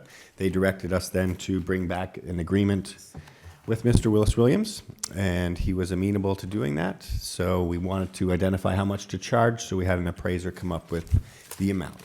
Okay, so here's my concern, and I think I shared this with you, and I'm looking at the resolution from 2/21/18, and you know, this came up last month when we had Mr. Dimitri, who's the owner of Rafiki Tiki, simply inquire about doing the expansion to the restaurant, and Mr. Haygood, and I believe you also supported his explanation in saying it was very clear that any property that we had or we own had to go out for a competitive process. That's not the case in this process. Please explain that. And clearly, you know, was a point made not to even give Dimitri an opportunity to give a presentation, but when do we follow the rules? Is it something that we do selectively? Because I don't know how this can be signed off for legal sufficiency if we clearly didn't follow our own procurement code. I think that's addressed to me. Well, whoever can take a bite at it, but Yeah, you know, let me read the statute to you. Chapter 163.380 says, any county, municipality, or community redevelopment agency may sell, lease, dispose of, or otherwise transfer real property or any interest therein acquired by it for community redevelopment purposes. And it goes on to say, as I told you at that time, that you have to go out for public, you have to advertise in it and have solicit proposals for it. Since you and I had this discussion, I went back and looked at the statute, and it's important to note that this is a license agreement and not a lease. If you will note, it says, may sell, lease, dispose of, or otherwise transfer real property or any interest therein acquired by it for community redevelopment. Now, I went back and looked at the distinction between a lease and a license. A license is not an interest in property. It allows you to use the property, as opposed to a lease where you actually transferring an interest in the property. It's a subtle distinction, but I think it's a legal distinction.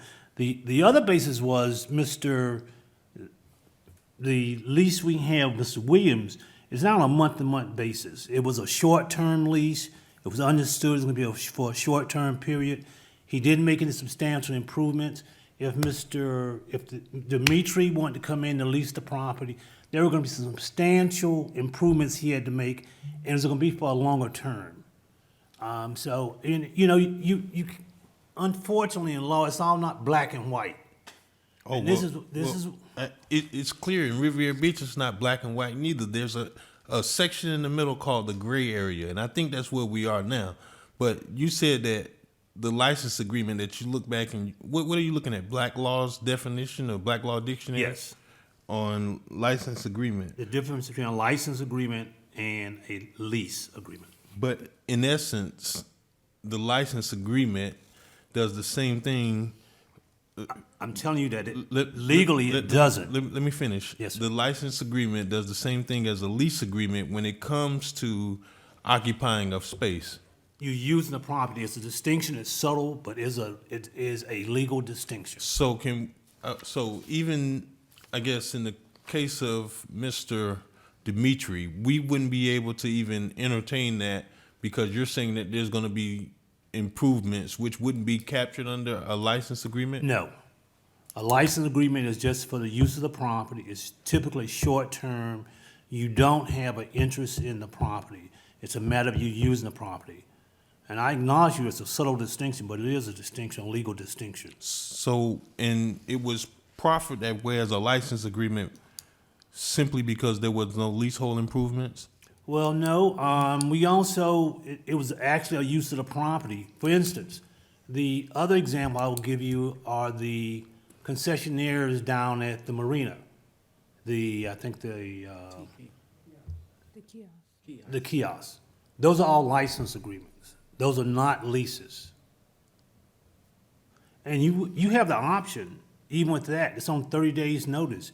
You can cancel it anytime you wish to. No, I just want to have some consistency on like how we decide this because, you know, if one person comes in and asks us for something, we should be able to point to something specific in our code that says, okay, well, this would be considered under 163. .380, yes. .380, a lease agreement, as opposed to what you're saying occurred in the case with Mr. Williams. It was a license, yes, sir. Okay. All right, that's certainly what I wanted clarity on because it was, and I don't know if it was the mayor or perhaps even Commissioner Lawson that brought forth the fifth agreement, but, you know, I'm on the front end of getting calls about, well, why do we do one for one person and not the other person? So, I mean, you know, quite honestly, it has to be a better way. It really does because it just seems like, and even I mentioned it to you before, and I've gotten a conversation from Mr. Dimitri probably twice since our last CRA meeting, solely about how that you can allow somebody to lease the outside property and not him. And then even too, the other portion was how did this become a phase 2 issue of the restaurant adjacent? So I can't answer that. The RFP that we developed included the space for the event center that was unleased in the allowing the RFP proposer to make a proposal because the event center is unfinished and we have some challenges in finishing the second floor east-looking balcony. So we wanted to have the developers look at all the space that was available and make proposals related to the space that was currently unleased at the marina. okay, all right, fair enough. Madam Chair? Yes. Just had a question in reference to that. If we as a council decided to move forward with finishing that space or having someone come in, what steps would we need to take to have that rooftop and that second space that we've moved from phase 1 to phase 2 completed? The process would be we could issue a request for proposal offering that space up to anyone who wanted to lease it. And then that would allow Dimitri and anyone else from the public to respond. But it would be against the current proposed negotiations that we're proposing to begin very quickly with the master developer, with the city as our partner. And the first, one of the first steps in that is to analyze whether or not we've maximized what we could utilize the current event center for. So if we did issue that would change direction from doing the analysis of the current use of the event center, and it would proceed, we would just directly put the available space on the market and then receive proposals. So if this board wanted to do that now, that would be the process. So you're saying that it'd be against the current proposals that we're working on. How far along are we to where it would be an issue? Because for us to put that back on the market to get this done. We're 3 years in, and we've literally have dirt in our marina still. Yes, we have not initiated the analysis of the event center. That was a new concept. Okay. So that means we can proceed forward with possibly putting this out for RFP. Yes, the board could do that. Councilman McCoy, I'm gonna let you finish this topic.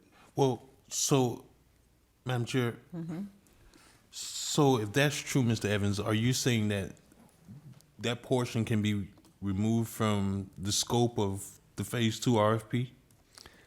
It's included in the Phase 2 RFP for the developer, allowing him to make proposals for what they would like to utilize the available space. Part of having a master developer is that originally, when we were originally talking to independent restaurateurs, part of the conflict is you need to have one person who's controlling all the various menus, the different restaurants, to ensure that you don't get 4 of the same restaurant, because we really want to offer ultimately a mix of uses. So we're trying to bring all of the development under control of one master developer who could really create that experience that both attracts a lot of people to the area, but also provides to make sure that the new businesses that we do get to move in have the opportunity to succeed. So that's why we included all of the available space to try and get as much of it included and under control of one master developer as possible. This board, of course, retains the ability to change direction if that's what you decided, and you could put out an RFP to lease some of the vacant space in the event center if you determine that you did not want to include that in the development agreement and you did not want to do an assessment of the event center to see if it could be more density could be added, like in a 3rd floor or something like related to that. All right, let's remember we're on item number 6, which is the agreement with Willis Williams. Right, but, I guess the general purpose, Madam Chair, for me bringing this forward was to understand the distinction between, how we lease our properties. And specifically, I asked about Mr. Williams' property because of the confusion that we had at the last CRA meeting when the presenter came forth to offer up a unsolicited proposal for the lease of the, unimproved area of the marina. So, I guess in some respect, I didn't have the ability to title it, but, that's kind of how I arrived here. All right.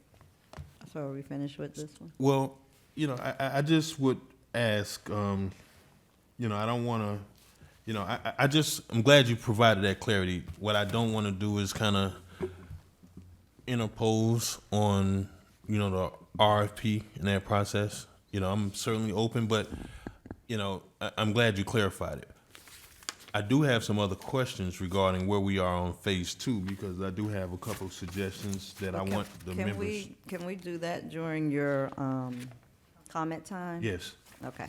So for item number 6 with Willis Williams, we are done with that? Yes, unless somebody else has something. Anyone else? So what's gonna happen now? Nothing. We're not taking. We're it. not doing anything with it. He just had a discussion about it. Okay.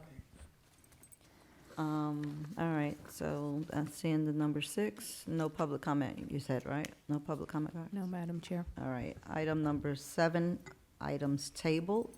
So this is an item that was tabled some time ago? Yes. So we need a motion to take it off of the table. If you want to go ahead and read it, and then we can have a vote to take it off the table. Okay. A resolution of the Board of Commissioners of Riviera Beach Community Redevelopment Agency approving and authorizing the execution of professional service agreements for information technology services between Constant Computing LLC and the agency for a term of 3 years with a 1-year option for an amount not to exceed $85,140 with a 9% contingency for a total amount annual amount not to exceed $92,802.60, providing an effective date. So this is to take it off, not yet, this is to take it off of the table. So do we have a motion to take this item off of the table so that we're able to vote on it tonight? Do we have a motion to take it off the table? Dies for lack of a second. I would just like to add that the CRA currently has no contract for IT services. We, per board direction, we are in holdover status with our current contractor. As you know, IT services are very critical. The city was recently cost millions of dollars as a result of the IT attack that happened. So the CRA, we will bring back to the board an item on our next meeting to try and address the fact that we currently will soon have no IT professional. When does this expire? We're in a holdover status. So they're still servicing us? They are still servicing us, yes. Okay. All right. Public comments. Do we have any public comment cards? For item 7? No, just in general. We're done with item 7. Yes, we do. All right, hold on. Public comments should be restricted to issues, matters, or topics pertinent to the Riviera Beach Community Redevelopment Agency.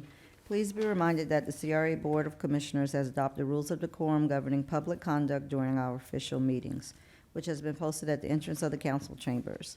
In an effort to preserve order, if any of the rules are not adhered to, the commission chair may have any disruptive speaker or attendee removed from the podium, from the meeting, and/or building if necessary. Please govern yourselves accordingly. The acceptance of public comment cards is closed. We have Barney Larson. All right.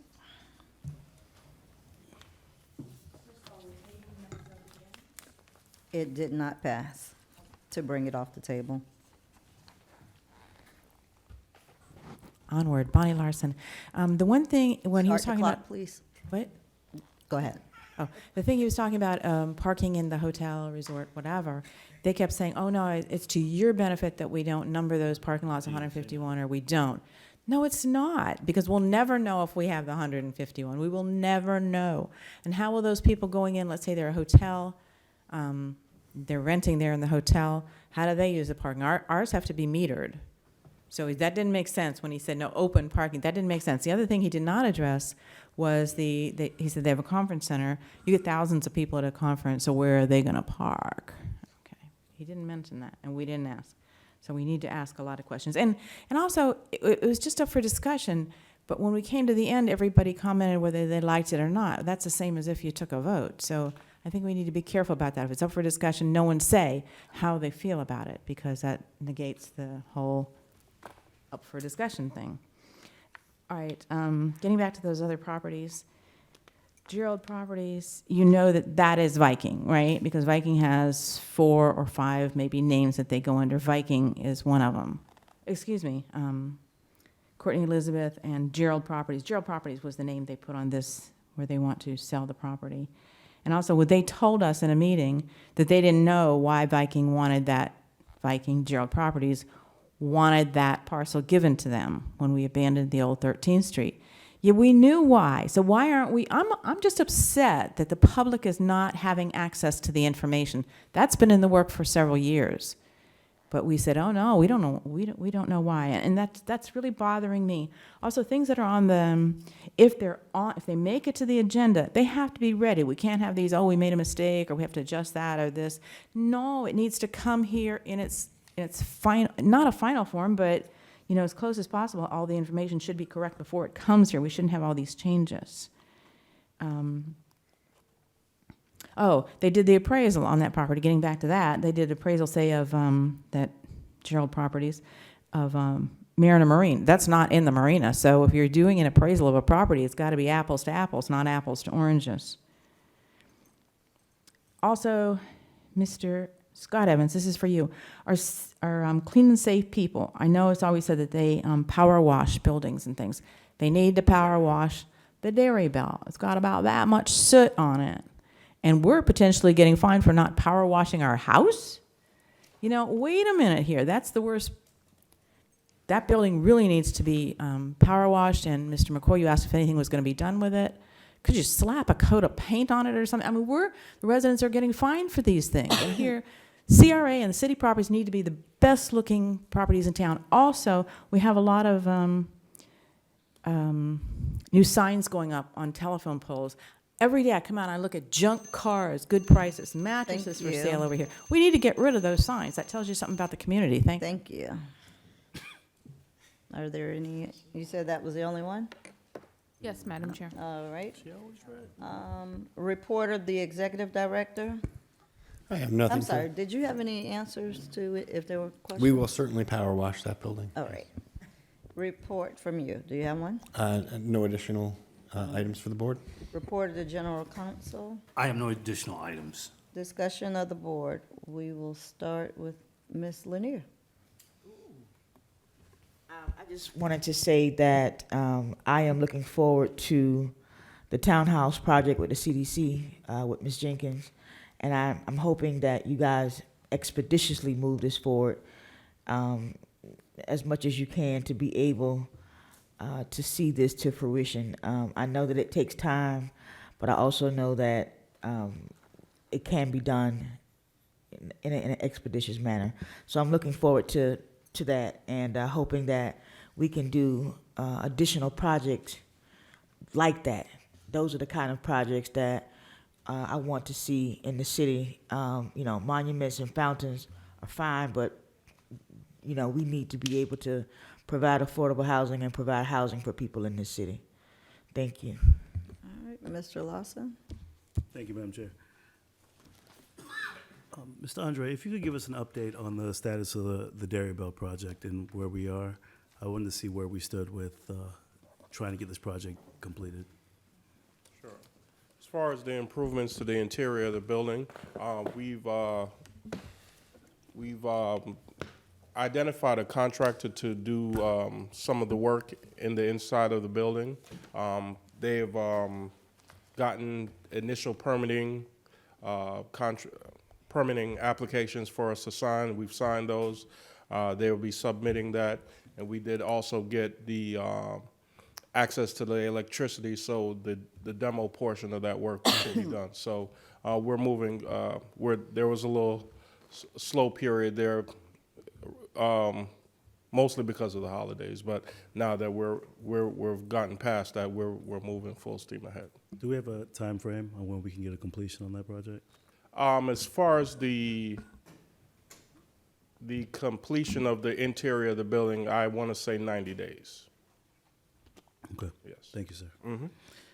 And Madam Chair, one more question for Mr. Haygood. I just want to have a complete understanding of the unimproved area in the marina. Was included on the RFP for Phase 2. If we chose as a board to move forward with putting an RFP out for improvement of that unimproved area in the marina, we have the right as a board to do that. I think you probably have the legal right. I would say, though, that you probably, because of the discussions, you probably didn't ask me this, but because of ongoing negotiation, discussion with the master developer, you probably want to coordinate doing that with what plans they have for the event center. I think, as you know, they had proposed in their RFP that the event center, they would be working in conjunction with the hotel. And then again, I think the manager has some suggestions of, in fact, doing it entirely different. So. Okay. Well, Madam Chair, I wanted to make a motion for us to go forward with an RFP for the unimproved space in the marina to complete that space. Do we have a second? Second for discussion. Second, and I have some questions. All right. Mr. McCoy? So, actually, so it's interesting that you bring that up, Mr. Haygood, that the manager's intention. And here's where I'm at. Similar to the action we took last night as a city council, we,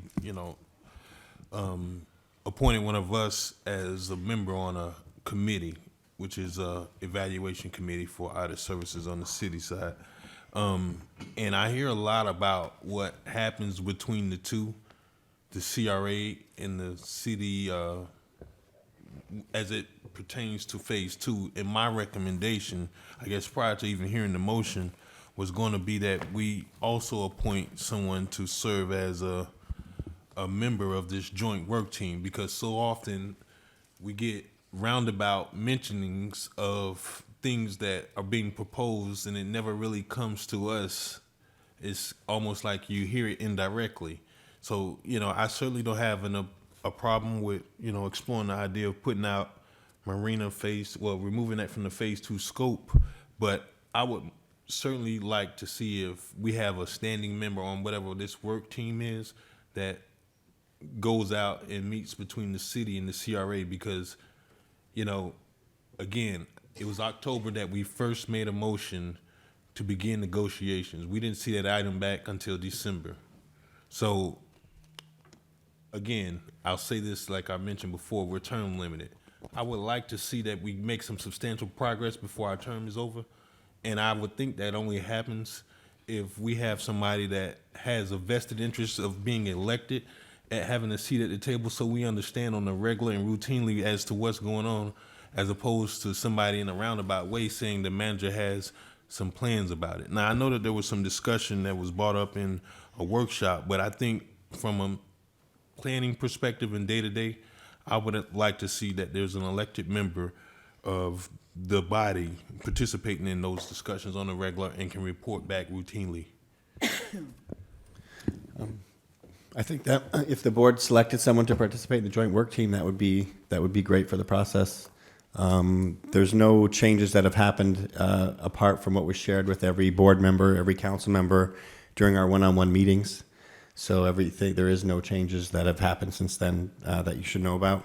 But if the board elects to add someone to that team, then I think that would be very good. Well, Madam Chair, that's exactly my point. And if I can just, kind of continue where Commissioner Lanier left off, I would like, I don't want to use the word fast, but I would like to make sure that we're seeing things occur in our city as far as development, and, that we have some involvement in it. And it's not so much that we get a report back from staff as to, what occurred, that there's somebody representing the interests of the elected body in these meetings. So, and I would like to get it done sooner than later. So that's my comments on that. So I'll defer back to. Well, I had a comment. Okay. I fully support the development of that area, but my hesitation right now is because this item was not on the agenda, and we know how much people want to be involved and aware of what's going on with that marina, that next phase for the marina. And it is all currently included in that project that the two groups are working on, correct? Yes, they have submitted some concepts for that. And so with those situations, I'm a little hesitant to vote in favor tonight for it because of the manner in which we're doing it. I've been up here a few times where things have happened and, it's been assumed that votes were taken and when there weren't very many people in the room or it wasn't on the agenda, especially on something that could pose an issue for some of the people in the public. I would just prefer that we do this by putting it on the agenda and having it readily out there, transparent, so that people know what's going on, and then, move forward whichever way we decide to move. Madam Chair? Yes. I agree with you in reference to making sure that we're transparent and open to the public. When I last brought this to to Mr. Evans, it wasn't until we had a representative that was interested in the lot come that we were advised that it was impossible to actually build because this was part of phase two. That's why I wanted clarity tonight to see if we could proceed forward. To put the RFP out would still give us an opportunity to have the community conversations, to have the discussions before a RFP is awarded to someone. So I would really like for us to move forward as quickly as possible with trying to get that done, because walking through that marina and stepping on dirt after 3-4 years of it being built is ridiculous. And to begin negotiations after we brought this to our staff in October and we still haven't started negotiations, I really want us to start moving forward. Okay. Madam Chair? Yes. I'm gonna have to agree with Councilman Lawson. This thing has been developer-driven, and we need to kind of, there's Mr. McCoy. I'm sorry.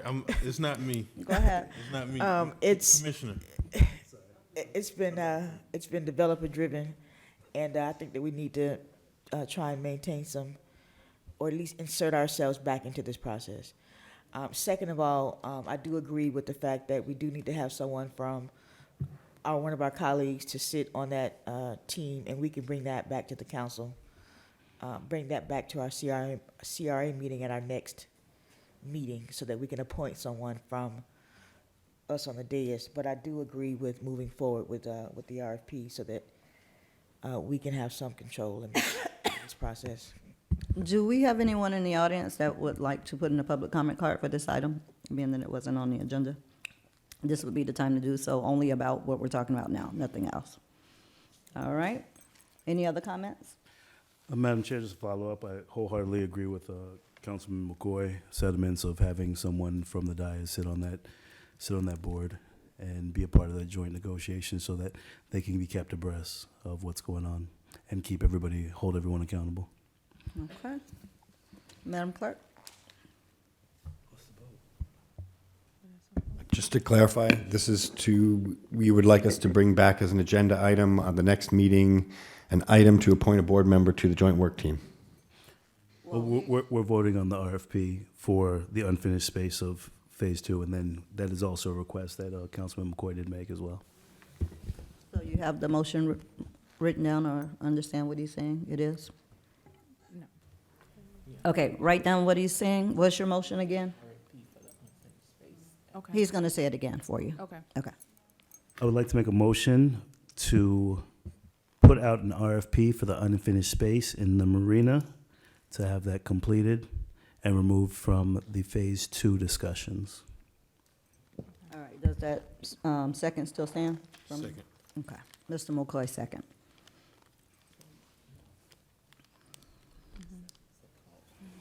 Okay. All right. Commissioner Douglas Lawson? Yes. Commissioner Shirley Lanier? Yes. Commissioner Tragic McCoy? Yes. Chair Kashamba Miller Anderson? No. Motion carries. With Miller Anderson dissenting. All right, and you want another motion for do you want another motion for to come back with the No, selection? we can You're good? just do that.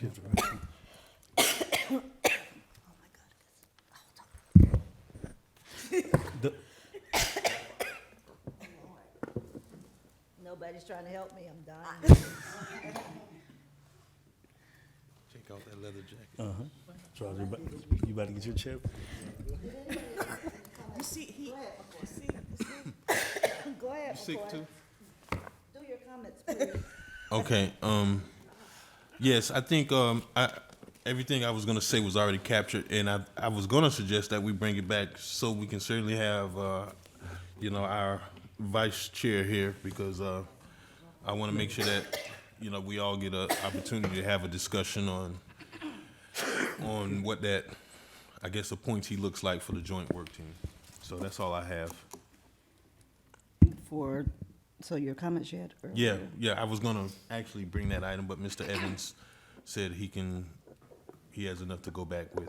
All right, I don't have any comments, so with that being, Don't? that being said, we stand adjourned.